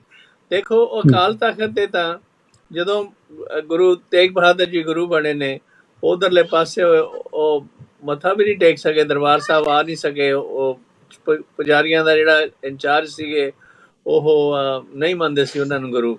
ਤੇ ਇਸੇ ਤਰ੍ਹਾਂ 10ਵੇਂ ਪਾਤਸ਼ਾਹ ਵੀ ਐਸ ਪਰ ਆਈ ਨੋ ਕਿ ਬਈ ਕਦੇ ਉਹ ਇੱਧਰ ਨਹੀਂ ਆ ਸਕੇ ਅੰਮ੍ਰਿਤਸਰ ਸਾਹਿਬ ਅਕਾਲ ਤਖਤ ਵੱਲ ਆਪਣੇ ਜੀਵਨ ਕਾਲ ਦੇ ਵਿੱਚ, ਪਰ ਫਿਰ ਵੀ ਉਹਨਾਂ ਦਾ ਰਿਲੇਸ਼ਨਸ਼ਿਪ ਤੇ ਸਾਰੀ ਗੱਲਬਾਤ ਚੱਲਦੀ ਰਹਿੰਦੀ ਸੀ। ਇੱਥੇ ਥੋੜਾ ਜਿਹਾ ਡਾਕਟਰ ਸਾਹਿਬ ਥੋੜੀ ਜਿਹੀ ਨਾ ਵਿਚਾਰ ਇਸ ਜਗ੍ਹਾ ਤੇ ਰੋਕ ਕੇ ਸਾਨੂੰ ਅੱਗੇ ਚੱਲਣਾ ਪਵੇਗਾ। ਜਿਹੜਾ ਵਿਸ਼ਾ ਸੀ ਸਾਡਾ ਥੋੜਾ ਜਿਹਾ ਆਪਾਂ ਡੈਵਟ ਕਰਕੇ ਦੂਜੇ ਪਾਸੇ ਆ ਗਏ ਆ, ਲੇਕਿਨ ਇਹ ਪਾਸਾ ਵੀ ਦੱਸਣਾ ਬੜਾ ਜ਼ਰੂਰੀ ਹੈ। ਅੱਜ ਸੰਗਤ ਦੇ ਮਨਾਂ ਵਿੱਚ ਖਿਆਲ ਹੈ ਕਿ ਗੁਰੂ ਹਰਗੋਬਿੰਦ ਸਾਹਿਬ ਜੀ ਮਹਾਰਾਜ ਸ੍ਰੀ ਅਕਾਲ ਤਖਤ ਸਾਹਿਬ ਨੂੰ ਛੱਡ ਕੇ ਆਪ ਕੀਰਤਪੁਰ ਸਾਹਿਬ ਆ ਗਏ ਸਨ। ਉਸ ਤੋਂ ਉਪਰੰਤ ਉਹ ਵਾਪਸ ਸ੍ਰੀ ਹਰਿਮੰਦਰ ਸਾਹਿਬ ਨਹੀਂ ਗਏ। ਇਹ ਵੀ ਇਤਿਹਾਸ ਵਿੱਚ ਆਉਂਦਾ। ਗੁਰੂ ਹਰਰਾਏ ਸਾਹਿਬ ਜੀ ਵੀ ਹਰਿਮੰਦਰ ਸਾਹਿਬ ਨਹੀਂ ਗਏ, ਔਰ ਗੁਰੂ ਹਰਕ੍ਰਿਸ਼ਨ ਸਾਹਿਬ ਜੀ ਵੀ ਹਰਿਮੰਦਰ ਸਾਹਿਬ ਅਕਾਲ ਤਖਤ ਦੇ ਕੋਲੇ ਨਹੀਂ ਗਏ। ਨਾਲ ਗੁਰੂ ਤੇਗ ਬਹਾਦਰ ਸਾਹਿਬ ਜੀ ਜੇ ਗਏ ਨੇ ਤਾਂ ਉਸ ਸਮੇਂ ਦੇ ਉੱਪਰ ਉਹਨਾਂ ਪੁਜਾਰੀਆਂ ਨੇ ਉੱਥੋਂ ਦੇ ਬੂਹੇ ਬੰਦ ਕਰ ਲਏ, ਜਾਂ ਜੋ ਅਸੀਂ ਆਖਦੇ ਹਾਂ ਗੁਰੂ ਸਾਹਿਬ ਜੀ ਨੇ ਦਾ ਫਿਰ ਵੀ ਉਹਨਾਂ ਸਮੇਂ ਮਾਈਆਂ ਨੇ ਬਹੁਤ ਸਤਿਕਾਰ ਕੀਤਾ। ਮਾਈਆਂ ਦੇ ਪ੍ਰਤੀ ਵੀ ਅਸੀਂ ਇਤਿਹਾਸ ਬੋਲਦੇ ਹਾਂ ਜੀ। ਮਾਤਾਵਾਂ ਨੇ ਫਿਰ ਵੀ ਗੁਰੂ ਸਾਹਿਬ ਜੀ ਦਾ ਬਹੁਤ ਅਦਬ ਕੀਤਾ, ਜਿਨ੍ਹਾਂ ਨੂੰ ਕਿਹਾ ਗਿਆ ਮਾਈਆਂ ਰੱਬ ਰਜਾਈਆਂ। ਪਰ ਇਸੇ ਵਿਸ਼ੇ ਨੂੰ ਮੈਂ ਥੋੜਾ ਜਿਹਾ ਹੋਰ ਇਸ ਨੂੰ ਖੋਲਣ ਦੀ ਇੱਛਾ ਰੱਖਦਾ ਵਾਂ, ਥੋੜਾ ਜਿਹਾ ਧਿਆਨ ਨਾਲ ਵਚਨ ਸੁਣਨ ਵਾਲਾ। ਅਸੀਂ ਜ਼ਿਆਦਾਤਰ ਇੱਕ ਬਿਲਡਿੰਗ, ਇੱਕ ਇਮਾਰਤ, ਇੱਕ ਅਸਥਾਨ, ਉਹ ਅਸਥਾਨ ਦੇ ਪ੍ਰਤੀ ਹੀ ਮਾੜਾ ਬੋਲਣ ਦੀਆਂ ਇੱਛਾ ਰੱਖ ਲੈਂਦੇ ਹਾਂ। ਜਿਹੜੀ ਵਿਚਾਰ ਸੀ ਜੋ ਵਿਚਾਰ ਗੁਰੂ ਧਾਰਾ ਨੇ ਸਾਨੂੰ ਬਖਸ਼ਿਸ਼ ਕੀਤੀ ਸੀ, ਜੇ ਗੁਰੂ ਹਰਗੋਬਿੰਦ ਸਾਹਿਬ ਜੀ ਮਹਾਰਾਜ ਪੂਰੀ ਬਾਕੀ ਦੀ ਜ਼ਿੰਦਗੀ ਆ ਕੀਰਤਪੁਰ ਦਾ ਇਲਾਕਾ, ਆਨੰਦਪੁਰ ਸਾਹਿਬ ਦਾ ਇਲਾਕਾ, ਇਧਰ ਪੀਲੀ ਭੀਤ ਤੱਕ ਗੁਰੂ ਹਰਗੋਬਿੰਦ ਸਾਹਿਬ ਜੀ ਹੁੰਦੇ ਰਹੇ, ਵਾਪਸ ਕੋਲੇ ਫੌਜਾਂ ਵੀ ਸੀ, ਤਾਕਤ ਵੀ ਸੀ। ਉਹ ਅਕਾਲ ਤਖਤ ਉਦੋਂ ਗੁਰੂ ਸਾਹਿਬ ਜੀ ਦੇ ਨਾਲ ਹੀ ਸੀ। ਐਸਾ ਨਹੀਂ ਸੀ ਅਕਾਲ ਤਖਤ ਤੇ ਬੈਠ ਕੇ ਨਿਆਂ ਕਰਦੇ ਸੀ ਤੇ ਕੀਰਤਪੁਰ ਆ ਕੇ ਉਹਨਾਂ ਕੋਲ ਨਿਆਂ ਨਾ ਹੋ ਸਕਿਆ। ਇਹ ਗੱਲ ਭੁਲੇਖਾ ਬਿਲਕੁਲ ਦਿਲ ਚੋਂ ਦੂਰ ਕਰ ਦਿਓ। ਕਿਸੇ ਇਮਾਰਤ ਵਿੱਚ ਜਿਵੇਂ ਕੋਈ ਸੰਸਦ ਭਵਨ ਆ, ਉਹ ਸੰਸਦ ਭਵਨ ਕਿਸੇ ਅਚਾਨਕ ਦੂਸਰੀ ਸਤਾ ਕੋਲੇ ਚਲਿਆ ਜਾਵੇ, ਪਰ ਪਹਿਲੀ ਸਤਾ ਵਾਲੇ ਦੁਨੀਆ ਦੇ ਉੱਪਰ ਅਨਿਆਂ ਨਹੀਂ ਕਰ ਸਕਦੇ। ਸਤਾ ਇੱਕ ਅਲੱਗ ਚੀਜ਼ ਹੈ, ਤਾਕਤ ਅਲੱਗ ਚੀਜ਼ ਹੈ, ਬਿਲਡਿੰਗਾਂ ਅਲੱਗ ਚੀਜ਼ ਨੇ, ਇਮਾਰਤਾਂ ਅਲੱਗ ਚੀਜ਼ ਨੇ, ਪਰ ਗੁਰੂ ਘਰ ਦੇ ਵਿੱਚ ਗੁਰੂ ਹਰਗੋਬਿੰਦ ਸਾਹਿਬ ਜੀ ਜੇ ਕੀਰਤਪੁਰ ਸਾਹਿਬ ਬੈਠੇ ਆ ਤਾਂ ਵੀ ਉਸ ਅਕਾਲ ਤਖਤ ਦੀ ਮਰਜ਼ਾਦਾ ਨੂੰ ਨਿਭਾਉਣਾ ਕੀਤਾ। ਉਸੇ ਮਰਜ਼ਾਦਾ ਦੇ ਵਿੱਚ ਹੀ ਮੈਂ ਥੋੜਾ ਜਿਹਾ ਹੋਰ ਇਸ ਨੂੰ ਅਗੇਤਰ ਵੱਲ ਲੈ ਜਾਵਾਂ ਆਪ ਜੀ ਦਾ ਧਿਆਨ। ਗੁਰੂ ਹਰਗੋਬਿੰਦ ਸਾਹਿਬ ਜੀ ਮਹਾਰਾਜ ਨੇ ਜੇ ਰਚਨਾ ਕਰਕੇ ਉਸ ਜਗ੍ਹਾ ਨੂੰ ਬਣਾਇਆ ਸੀ, ਉਸ ਸਮੇਂ ਦੇ ਉੱਪਰ ਉਹ ਇੱਕ ਜਗ੍ਹਾ ਦੀ ਲੋੜ ਸੀ, ਜ਼ਰੂਰਤ ਸੀ। ਉਦੋਂ ਬਾਅਦ ਉਸ ਜਗ੍ਹਾ ਦੇ ਉੱਪਰ ਗੁਰੂ ਸਾਹਿਬ ਜੀ ਦੇ ਹੀ ਰਿਸ਼ਤੇਦਾਰ ਪ੍ਰਿਥੀ ਚੰਦ ਆਦਿਕ, ਉਹਨਾਂ ਦੇ ਪੁੱਤਰ ਮਿਹਰਬਾਨ ਹੋਰ ਇਤ ਆਦਿਕ ਉਹਨਾਂ ਨੇ ਕਬਜ਼ਾ ਕਰ ਲਿਆ ਸੀ। ਜਿੰਨੀ ਦੇਰ ਕਿਸੇ ਇਮਾਰਤ ਨੂੰ, ਕੋਈ ਜਗ੍ਹਾ ਨੂੰ, ਸੰਸਦ ਭਵਨ ਨੂੰ ਇੰਜ ਕਹਿ ਲਈਏ ਕੋਈ ਉਗਰਵਾਦੀ ਜਾਂ ਕੋਈ ਮਾੜਾ ਖਿਆਲ ਵਾਲੇ ਕਿਸੇ ਜਹਾਜ਼ ਨੂੰ ਅਗਵਾ ਕਰ ਲੈਣ, ਜਿੰਨਾ ਸਮਾਂ ਉਹ ਅਗਵਾ ਕਰ ਲੈਣ ਉਹਨਾਂ ਸਮਾਂ ਉਹਨਾਂ ਦਾ ਰਾਜ ਚੱਲਦਾ ਉਹਦੇ ਤੇ। ਜਦੋਂ ਉਹਨਾਂ ਕੋਲੋਂ ਅਗਵਾਈ ਤੋਂ ਨਿਜਾਤ ਮਿਲ ਜਾਂਦਾ, ਫਿਰ ਉਹ ਜਹਾਜ਼ ਦੇ ਉੱਪਰ ਫਿਰ ਦੁਨੀਆ ਸਫ਼ਰ ਕਰਦੀ ਆ। ਇਹੀ ਚੀਜ਼ ਉਸ ਸਮੇਂ ਉੱਪਰ ਵੀ ਹੋਈ ਆ ਕਿ ਸਾਡੇ ਅਕਾਲ ਤਖਤ ਨੂੰ, ਹਰਿਮੰਦਰ ਸਾਹਿਬ ਨੂੰ ਉਹਨਾਂ ਨੇ ਅਗਵਾ ਕਰ ਲਿਆ ਸੀ, ਤੇ ਜਿੰਨਾ ਸਮਾਂ ਉਹਨਾਂ ਦੀ ਅਗਵਾਈ ਵਿੱਚ ਉਹ ਰਿਹਾ, ਉਹਨਾਂ ਸਮਾਂ ਉਹ ਜਗ੍ਹਾ ਦਾ ਰਾਜ ਉਹਨਾਂ ਦਾ ਚੱਲਿਆ। ਜਦੋਂ ਗੁਰੂ ਸਾਹਿਬ ਜੀ ਨੇ ਫਿਰ ਸਮਾਂ ਬਦਲਿਆ, ਕੌਮ ਦੀ ਕੌਮ ਜਾਗੀ ਹੈ, ਕੌਮ ਦੀ ਅੱਖ ਖੁੱਲੀ ਹੈ, ਕੌਮ ਨੂੰ ਪਤਾ ਲੱਗਿਆ ਸਾਡਾ ਇਹ ਕੇਂਦਰ ਸੀ। ਅੱਜ ਕੌਮ ਨੇ ਉਸ ਨੂੰ ਆਪਣਾ ਕੇਂਦਰ ਸਵੀਕਾਰ ਕਰ ਲਿਆ। ਅੱਜ ਉਹਦੀ ਮਹਾਨਤਾ ਉਨੀ ਹੋਈ ਹੈ, ਉਹੀ ਨਿਆਂ ਉਸ ਜਗ੍ਹਾ ਤੋਂ ਹੋ ਰਹੇ ਨੇ, ਤੇ ਇਹ ਗੱਲ ਦਾ ਧਿਆਨ ਦੇਣਾ। ਹਾਂਜੀ, you have a good point there. ਪਰ ਮੇਰਾ ਹੁਣ ਕਹਿਣ ਦਾ ਭਾਵ ਇਹ ਅਗਾਂਹ ਜਰਾ ਗੱਲ ਚੱਲੇ ਕਿ ਵੀ ਗੁਰੂ ਗੋਬਿੰਦ ਸਿੰਘ ਜੀ ਨੇ ਖਾਲਸਾ ਪੰਥ ਤਿਆਰ ਕੀਤਾ, ਤੇ ਉਹਦੇ ਵਿੱਚ ਫਿਰ ਗਾਂ ਜੇ ਬਾਕੀ ਜਦੋਂ ਜਦ ਚੱਲਦੀ ਹੋਈ ਖਾਲਸਾ ਰਾਜ ਦੇ ਵਿੱਚ, ਤੇ ਫਿਰ ਅਸੀਂ ਇੰਡੀਆ ਦੀ ਪਾਰਟੀਸ਼ਨ ਹੋਈ। ਹੁਣ ਜਿਹੜੀ ਜਗ੍ਹਾ ਤੇ ਇਸ ਵੇਲੇ ਅਸੀਂ, ਜਿਵੇਂ ਇੱਥੇ ਜੁਲਾਈ 4 ਬਣਾਈ ਜਾ ਰਹੀ ਹੈ, ਭਾਰਤ ਦੇ ਵਿੱਚ 15 ਅਗਸਤ ਬਣਾਈ ਜਾਂਦੀ ਹੈ, ਤੇ ਜਿੱਥੇ ਜਿੱਥੇ ਵੀ ਸਾਡੇ ਲੋਕ ਵਸੇ ਹੋਏ ਨੇ ਉਹਨਾਂ ਮੁਲਕਾਂ ਦੇ ਵਿੱਚ ਰਲ ਮਿਲ ਕੇ ਉਹਨਾਂ ਦੇ ਨਾਲ ਉਹ ਦੇਸ਼ਾਂ ਦੇ ਜਿਹੜੇ ਹੈਗੇ ਨੇ ਆਜ਼ਾਦੀ ਦਿਨ ਜਾਂ ਜੋ ਵੀ ਜਿਸ ਤਰ੍ਹਾਂ ਹੋਵੇ ਉਹ ਬਣਾਉਂਦੇ ਨੇ, ਤੇ ਨਾਲੇ ਗੁਰਮਤ ਤੋਂ ਸੇਧ ਲੈਂਦੇ ਨੇ ਕਿ ਵੀ ਤਾਂ ਕਿ ਅਸੀਂ ਆਪਣਾ ਗੁਰਮਤੀ ਜੀਵਨ ਵੀ ਠੀਕ ਰੱਖੀਏ ਤੇ ਉਹਨਾਂ ਮੁਲਕਾਂ ਦੇ ਵਫਾਦਾਰ ਬਣੀਏ ਜਿੱਥੇ ਅਸੀਂ ਰਹਿ ਰਹੇ ਹਾਂ। ਇਸ ਬਾਬਤ ਤੁਸੀਂ ਆਪਣੇ ਵਿਚਾਰ ਦੱਸੋ ਕਿ ਵੀ ਸਾਨੂੰ ਇਹ ਜਦੋਂ ਅਸੀਂ ਇੰਨੇ ਮੁਲਕਾਂ 'ਚ ਫੈਲ ਰਹੇ ਹੋਏ ਹਾਂ, ਹੁਣ ਸਾਨੂੰ ਕਿਵੇਂ ਦੋਨਾਂ ਪਾਸਿਆਂ ਦੇ ਨਾਲ ਸਾਨੂੰ ਆਪਣਾ ਸੰਬੰਧ ਜੋੜ ਕੇ ਰੱਖਣਾ ਚਾਹੀਦਾ, ਉਹਦੇ ਲਈ ਕੀ ਪ੍ਰੈਕਟੀਕਲ ਚੀਜ਼ਾਂ ਕਰਨੀਆਂ ਚਾਹੀਦੀਆਂ ਨੇ? ਯਾਨੀ ਧਰਮ ਸਿੰਘ ਜੀ। ਹਾਂਜੀ, ਆਪ ਜੀ ਨੇ ਬੜੇ ਸੋਹਣੇ ਵਿਚਾਰ ਦਿੱਤੇ ਨੇ ਤੇ ਕਾਫੀ ਕੁਝ ਦੱਸਤਾ। ਉਹਦੇ ਚ ਇਹ ਆਪੇ ਹੀ ਜਿਹੜਾ ਸਿੱਖ ਆ, ਸਿੱਖ ਦੀ ਦੋ ਤਰ੍ਹਾਂ ਦਾ ਜੀਵਨ ਸਾਨੂੰ ਰਹਿਤ ਮਰਜ਼ਾਦਾ ਚੋਂ ਮਿਲਦਾ, ਇੱਕ ਸ਼ਖਸੀ ਆ ਤੇ ਇੱਕ ਕੌਮੀ ਆ। ਜਿੱਥੋਂ ਤੱਕ ਸ਼ਖਸੀ ਆ, ਉਹਦੇ ਵਿੱਚ ਸਿੱਖ ਦਾ ਅੰਮ੍ਰਿਤਧਾਰੀ ਹੋਣਾ, ਪਰਮੇਸ਼ਰ ਦੀ ਬੰਦਗੀ ਕਰਨੀ, ਉੱਚਾ ਸੁੱਚਾ ਆਚਰਣ, ਸਮਾਜ ਦੀ ਸੇਵਾ, ਜਿਹੜਾ ਇਹ ਸਾਰਾ ਕੁਝ ਇਹਦੇ ਚ ਆ ਜਾਂਦਾ। ਜਿਹੜੀ ਸਾਡੀ ਕੌਮੀ ਤੌਰ ਤੇ ਆ, ਉਹਦੇ ਵਿੱਚ ਜਿਹੜਾ ਹੈਗਾ ਆ ਸਮੁੱਚੇ ਰੂਪ ਦੇ ਵਿੱਚ ਜਿਹੜੀ ਕੌਮ ਆ ਉਹ ਕਿਵੇਂ ਚੜ੍ਹਦੀ ਕਲਾ ਚ ਜਾਵੇ। ਹੁਣ ਇਹਦੇ ਵਿੱਚ ਅਸੀਂ ਇਹ ਦੇਖ ਸਕਦੇ ਹਾਂ ਵੀ ਜਿਹੜੀ ਸਿੱਖ ਦੀ ਸਮੁੱਚੇ ਰੂਪ ਵਿੱਚ ਅੱਜ ਹਾਲਤ ਆ, ਸ਼ਖਸੀ ਤੌਰ ਤੇ ਵੀ ਬਹੁਤੀ ਚੰਗੀ ਹੈ ਨਹੀਂ, ਕਿਉਂਕਿ ਜਿਹੜਾ ਬੰਦਾ ਨਸ਼ਾ ਕਰਦਾ ਆ ਉਹ ਸਿੱਖੀ ਦੇ ਮੁੱਢਲੇ ਸਿਧਾਂਤ ਤੋਂ ਪਰੇ ਹੋ ਜਾਂਦਾ, ਜਿਸ ਦੀ ਰਹਿਤ ਬਹਿਤ ਕੋਈ ਨਹੀਂ, ਜਿਹੜਾ ਮੜੀਆਂ ਨੂੰ ਪੂਜਦਾ, ਜਿਹੜਾ ਬੰਦਿਆਂ ਨੂੰ ਮੱਥੇ ਟੇਕਦਾ, ਜਿਹੜਾ ਵਹਿਮਾਂ ਭਰਮਾਂ ਦੇ ਵਿੱਚ ਫਸਿਆ ਹੋਇਆ, ਉਹ ਮਨੁੱਖ ਜਿਹੜਾ ਸ਼ਖਸੀ ਤੌਰ ਤੇ ਜਿਹੜੀ ਉਹਦੀ ਸਿੱਖ ਰਹਿਤ ਮਰਜ਼ਾਦਾ ਅਨੁਸਾਰ ਸਿੱਖੀ ਦਾ ਜਿਹੜਾ ਜੀਵਨ ਜਿਹੜਾ ਸਾਨੂੰ ਗੁਰਬਾਣੀ ਤੋਂ ਮਿਲਦਾ, ਉਹਦੇ ਤੋਂ ਉਹ ਦੂਰ ਹੋ ਗਿਆ। ਕੌਮੀ ਪੱਧਰ ਤੇ ਹਾਲਤ ਇਹ ਹੋ ਗਈ, ਗੁਰਬਾਣੀ ਦੇ ਵਿੱਚ ਅਸੀਂ ਬੜਾ ਸੁੰਦਰ ਫਰਮਾਨ ਪੜ੍ਹਦੇ ਹਾਂ ਕਿ ਹਰਣਾ ਬਾਜਾਂ ਤੈ ਸਿਕਦਾਰਾਂ, ਇਹਨਾਂ ਪੜਿਆ ਨਾਉ ਫਾਂਦੀ ਲੱਗੇ ਜਾਤ ਫਹਾਇਨ, ਤੇ ਉਹਦਾ ਉਦਾਹਰਨ ਦਿੱਤੀ ਗੁਰੂ ਜੀ ਨੇ ਕਿ ਜਿਹੜੇ ਹਰਨਾਂ ਨੂੰ ਫੜਨ ਵਾਲੇ, ਬਾਜ਼ਾਂ ਨੂੰ ਫੜਨ ਵਾਲੇ, ਉਹ ਕੀ ਕਰਦੇ, ਉਹਨਾਂ ਨੂੰ ਸਿਖਾ ਕੇ ਤੇ ਉਹਨਾਂ ਦੇ ਵਿੱਚ ਭੇਜਦੇ। ਉਹ ਕਬੂਤਰ ਵੀ ਜਿਹੜੇ ਸਿਖਾਏ ਹੁੰਦੇ ਦੂਸਰਿਆਂ ਨੂੰ ਨਾਲ ਲੈ ਆਉਂਦੇ ਤੇ ਉਹਨਾਂ ਨੂੰ ਉਹ ਫਿਰ ਕਾਬੂ ਕਰ ਲੈਂਦੇ ਨੇ। ਭਈ ਜਿਹੜੇ ਕੌਮ ਦੇ ਚੌਧਰੀ ਹੁੰਦੇ ਨੇ ਉਹਨਾਂ ਨੂੰ ਦੂਸਰੇ ਕਰ ਲੈਂਦੇ ਨੇ ਗੁਲਾਮ, ਤੇ ਉਹ ਫਿਰ ਸਾਰੀ ਕੌਮ ਨੂੰ ਗੁਲਾਮ ਕਰ ਦਿੰਦੇ। ਅੱਜ ਸਾਡੀ ਹਾਲਤ ਇੱਥੇ ਜੇ ਪਹੁੰਚੀ ਹੋਈ ਆ। ਕੋਈ ਕਿਸੇ ਧੜੇ ਨਾਲ, ਕੋਈ ਕਿਸੇ ਨਾਲ। ਜਿਹੜੀ ਗਿਆਨੀ ਜੀ ਨੇ ਗੱਲ ਕੀਤੀ ਆ ਅਕਾਲ ਤਖਤ ਸਾਹਿਬ ਦੀ ਜਾਂ ਅਗਵਾ ਕਰਨ ਦੀ, ਹੁਣ ਜਦੋਂ ਤੱਕ ਅਗਵਾ ਹੋਇਆ ਉਦੋਂ ਤੱਕ ਤੇ ਫਿਰ ਉਹਦੇ ਤੇ ਆਪਣੀ ਕੌਮ ਦਾ ਬਹੁਤਾ ਕੁਛ ਅਸੀਂ ਦੇਖ ਨਹੀਂ ਸਕਦੇ। ਫਿਰ ਜਗ੍ਹਾ ਦੇ ਉੱਪਰ ਤੇ ਜਿਹੜਾ ਕਰਨ ਵਾਲਾ ਆ ਹਕੂਮਤ, ਉਹਦਾ ਹੀ ਸਿੱਕਾ ਚੱਲਦਾ ਆ। ਤੇ ਅੱਜ ਸਮੁੱਚੇ ਰੂਪ ਦੇ ਵਿੱਚ ਕੌਮ ਨੂੰ ਜਾਗਰੂਕ ਹੋ ਕੇ ਤੇ ਇੱਕ ਤਾਂ ਜਿਹੜੇ ਲੀਡਰ ਨੇ ਜਿਨ੍ਹਾਂ ਦਾ ਸਿੱਖੀ ਦੇ ਨਾਲ ਸੰਬੰਧ ਆ, ਜਿਨ੍ਹਾਂ ਦੇ ਅੰਦਰ ਗੁਰਮਤ ਦਾ, ਮਨੁੱਖਤਾ ਦੀ ਸੇਵਾ ਦਾ ਜਜ਼ਬਾ ਆ, ਉਹ ਜਿਹੇ ਲੀਡਰ ਜਿਹੜੇ ਉਹ ਸੁਣਨੇ ਚਾਹੀਦੇ। ਪਰ ਜਦੋਂ ਗੁਲਾਮਾਂ ਦੀ ਹਾਲਤ ਇਹ ਹੁੰਦੀ ਆ ਕਿ ਗਿਆਨੀ ਜੀ ਇੱਥੇ ਇਹ ਦੱਸੋ ਆਪਣਾ ਵਿਚਾਰ। ਤੁਸੀਂ ਆਸਟ੍ਰੇਲੀਆ ਦੇ ਵਿੱਚ ਰਹਿੰਦੇ ਆ, ਆਸਟ੍ਰੇਲੀਆ ਦੇ ਵਿੱਚ ਤੁਸੀਂ ਕਿਸ ਰੂਪ ਦੇ ਵਿੱਚ ਇਹ ਜਿਹੜੀ ਆ ਗੁਰਮਤ ਤੋਂ ਸੇਧ ਲੈ ਕੇ ਜਦੋਜਹਿਦ ਕਾਇਮ ਰੱਖ ਰਹੇ ਆ ਕਿ ਬਈ ਸਾਡਾ ਸਿੱਖੀ ਦਾ ਵੀ ਪ੍ਰਚਾਰ ਹੋਵੇ ਤੇ ਨਾਲ ਅਸੀਂ ਆਸਟ੍ਰੇਲੀਅਨ ਨੈਸ਼ਨਲ ਵੀ ਚੰਗੇ ਤਰੀਕੇ ਨਾਲ ਬਣ ਸਕੀਏ, ਰਹਿ ਸਕੀਏ? ਉਹ ਕਿਵੇਂ ਹੋ ਰਿਹਾ? ਹਾਂਜੀ, ਇੱਥੇ ਇਸ ਤਰ੍ਹਾਂ ਆ ਕਿ ਪਹਿਲੀ ਗੱਲ ਤੇ ਆ ਵੀ ਕਦੇ ਕੋਈ ਗੁਲਾਮੀ ਵਾਲੀ ਗੱਲ ਮਹਿਸੂਸ ਨਹੀਂ ਹੁੰਦੀ। ਗੁਰਦੁਆਰਾ ਜਿੱਥੇ ਕੋਈ ਮਰਜ਼ੀ ਬਣਾ ਲਵੇ, ਜਿਸ ਤਰ੍ਹਾਂ ਉਹਨਾਂ ਨੇ ਪ੍ਰਬੰਧ ਚਲਾਣਾ, ਸਰਕਾਰ ਵੱਲੋਂ ਕੋਈ ਉਹਦੇ ਵਿੱਚ ਦਖਲ ਅੰਦਾਜ਼ੀ ਨਹੀਂ। ਦੂਸਰੀ ਗੱਲ ਆ, ਸਾਡੇ ਜਿਹੜੇ ਕਕਾਰ ਨੇ ਇਹਨਾਂ ਦੀ ਖਾਸ ਤੌਰ ਤੇ ਆ ਕਿ ਜਦੋਂ ਕਿਸੇ ਨੂੰ ਇੱਥੇ ਚਾਕੂ ਰੱਖਣ ਦੀ ਵੀ ਇਜਾਜ਼ਤ ਨਹੀਂ। ਸਾਨੂੰ ਇਹ ਸਰਕਾਰ ਵੱਲੋਂ, ਪੁਲਿਸ ਦੇ ਮਹਿਕਮੇ ਵੱਲੋਂ ਇੱਕ ਕਾਰਡ ਬਣਾ ਕੇ ਦਿੱਤਾ ਗਿਆ ਜਿਹਦੇ ਨਾਲ ਅਸੀਂ ਕਿਰਪਾਨ ਜਿਹੜੀ ਆ ਉਹ ਅਸੀਂ ਪਾ ਸਕਦੇ ਹਾਂ ਛੋਟੀ ਲਿਮਟ ਦੇ ਵਿੱਚ। ਇਹਦਾ ਮਤਲਬ ਵੀ ਸਾਨੂੰ ਇਹ ਆਜ਼ਾਦੀ ਮਿਲੀ ਆ। ਇੱਥੇ ਵੱਡੇ ਵੱਡੇ ਨਗਰ ਕੀਰਤਨ ਵੀ ਨਿਕਲਦੇ ਨੇ ਤੇ ਸਰਕਾਰ ਸਗੋਂ ਉਹਦੇ ਵਾਸਤੇ ਪ੍ਰਬੰਧ ਕਰਕੇ ਦਿੰਦੀ ਹੈ। ਸੜਕਾਂ ਖਾਲੀ ਕਰਾ ਕੇ ਜਿਹੜੀ ਟ੍ਰੈਫਿਕ ਆ ਉਹਨੂੰ ਡਾਇਵਰਟ ਕਰ ਦਿੰਦੀ ਆ। ਤੇ ਇੱਥੇ ਸਾਨੂੰ ਕੋਈ ਨਹੀਂ। ਪਰ ਇਹ ਇੱਕ ਗੱਲ ਆ ਵੀ ਜਿਹੜੇ ਦੇਸ਼ 'ਚ ਅਸੀਂ ਰਹਿੰਦੇ ਉੱਥੇ ਦੇ ਜਿਹੜੇ ਅਸੂਲ ਨੇ, ਜਿਹੜੇ ਕਾਨੂੰਨ ਨੇ, ਉਹਨਾਂ ਦੀ ਪਾਲਣਾ ਕਰਨੀ ਜਿਹੜੀ ਆ ਉਹ ਹਰ ਬੰਦੇ ਦਾ ਫਰਜ਼ ਆ। ਤੇ ਅਕਸਰ ਇੱਥੇ ਮੈਨੂੰ ਨਹੀਂ ਪਤਾ ਵੀ ਪੁਲਿਸ ਭ੍ਰਿਸ਼ਟ ਹੋਊਗੀ, ਪਰ ਆਪਣੇ ਇੰਡੀਆ ਜਿੰਨੀ ਨਹੀਂ। ਇੱਥੇ ਕਦੇ ਕੋਈ ਇਹੋ ਜਿਹੀ ਦਿੱਕਤ ਨਹੀਂ ਆਉਂਦੀ ਸਾਨੂੰ। ਥੈਂਕ ਯੂ ਜੀ।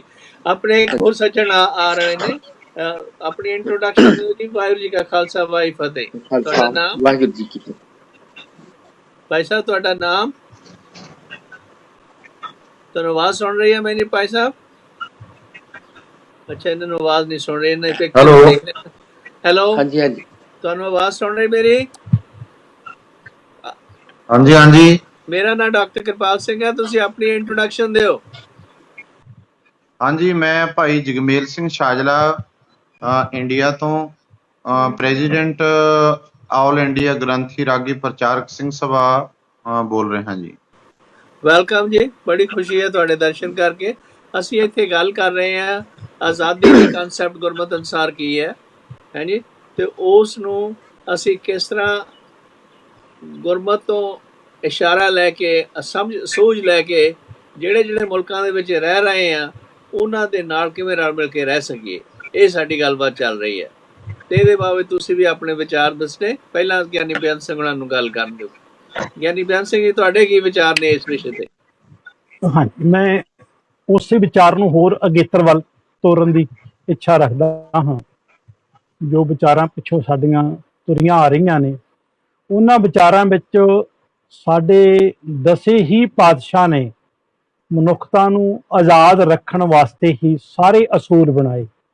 ਜਿਹੜੇ ਗੁਰਮਤ ਦੇ ਅਸੂਲ ਹਨ, ਉਹਨਾਂ ਅਸੂਲਾਂ ਨੂੰ ਜਿਹੜੇ ਮੁਲਕਾਂ ਨੇ ਧਾਰਨ ਕੀਤਾ ਹੈ, ਉਹ ਮੁਲਕ ਹੀ ਤਰੱਕੀ ਦੇ ਮਾਰਗ ਤੇ ਜਾ ਸਕੇ। ਉਹਨਾਂ ਅਸੂਲਾਂ ਨੂੰ ਗਿਆਨੀ ਜੀ, ਉਹ ਗੱਲ ਠੀਕ ਹੈ, ਪਰ ਤੁਸੀਂ ਆਪਣੇ ਭਾਰਤ ਦੀ ਮਿਸਾਲ ਦਿਓ, ਆਪਣੇ ਇਲਾਕੇ ਦੀ ਜਿੱਥੇ ਤੁਸੀਂ ਰਹਿੰਦੇ ਆ ਉਸ ਪਾਸੇ ਦੱਸੋ ਬਈ ਤੁਸੀਂ ਕਿਵੇਂ ਕਰ ਰਹੇ ਆ ਇਹਨਾਂ ਚੀਜ਼ਾਂ ਨੂੰ ਅਗਾਂਹ ਵਧਾਉਣ ਦੇ ਲਈ। ਬਾਕੀ ਤਾਂ ਮੁਲਕਾਂ 'ਚ ਹੋ ਰਹੀਆਂ ਚੀਜ਼ਾਂ, ਜਿਹੜੇ ਲੋਕ ਰਹਿੰਦੇ ਨੇ ਉੱਥੇ ਉਸ ਹਿਸਾਬ ਨਾਲ ਕਰ ਰਹੇ ਨੇ।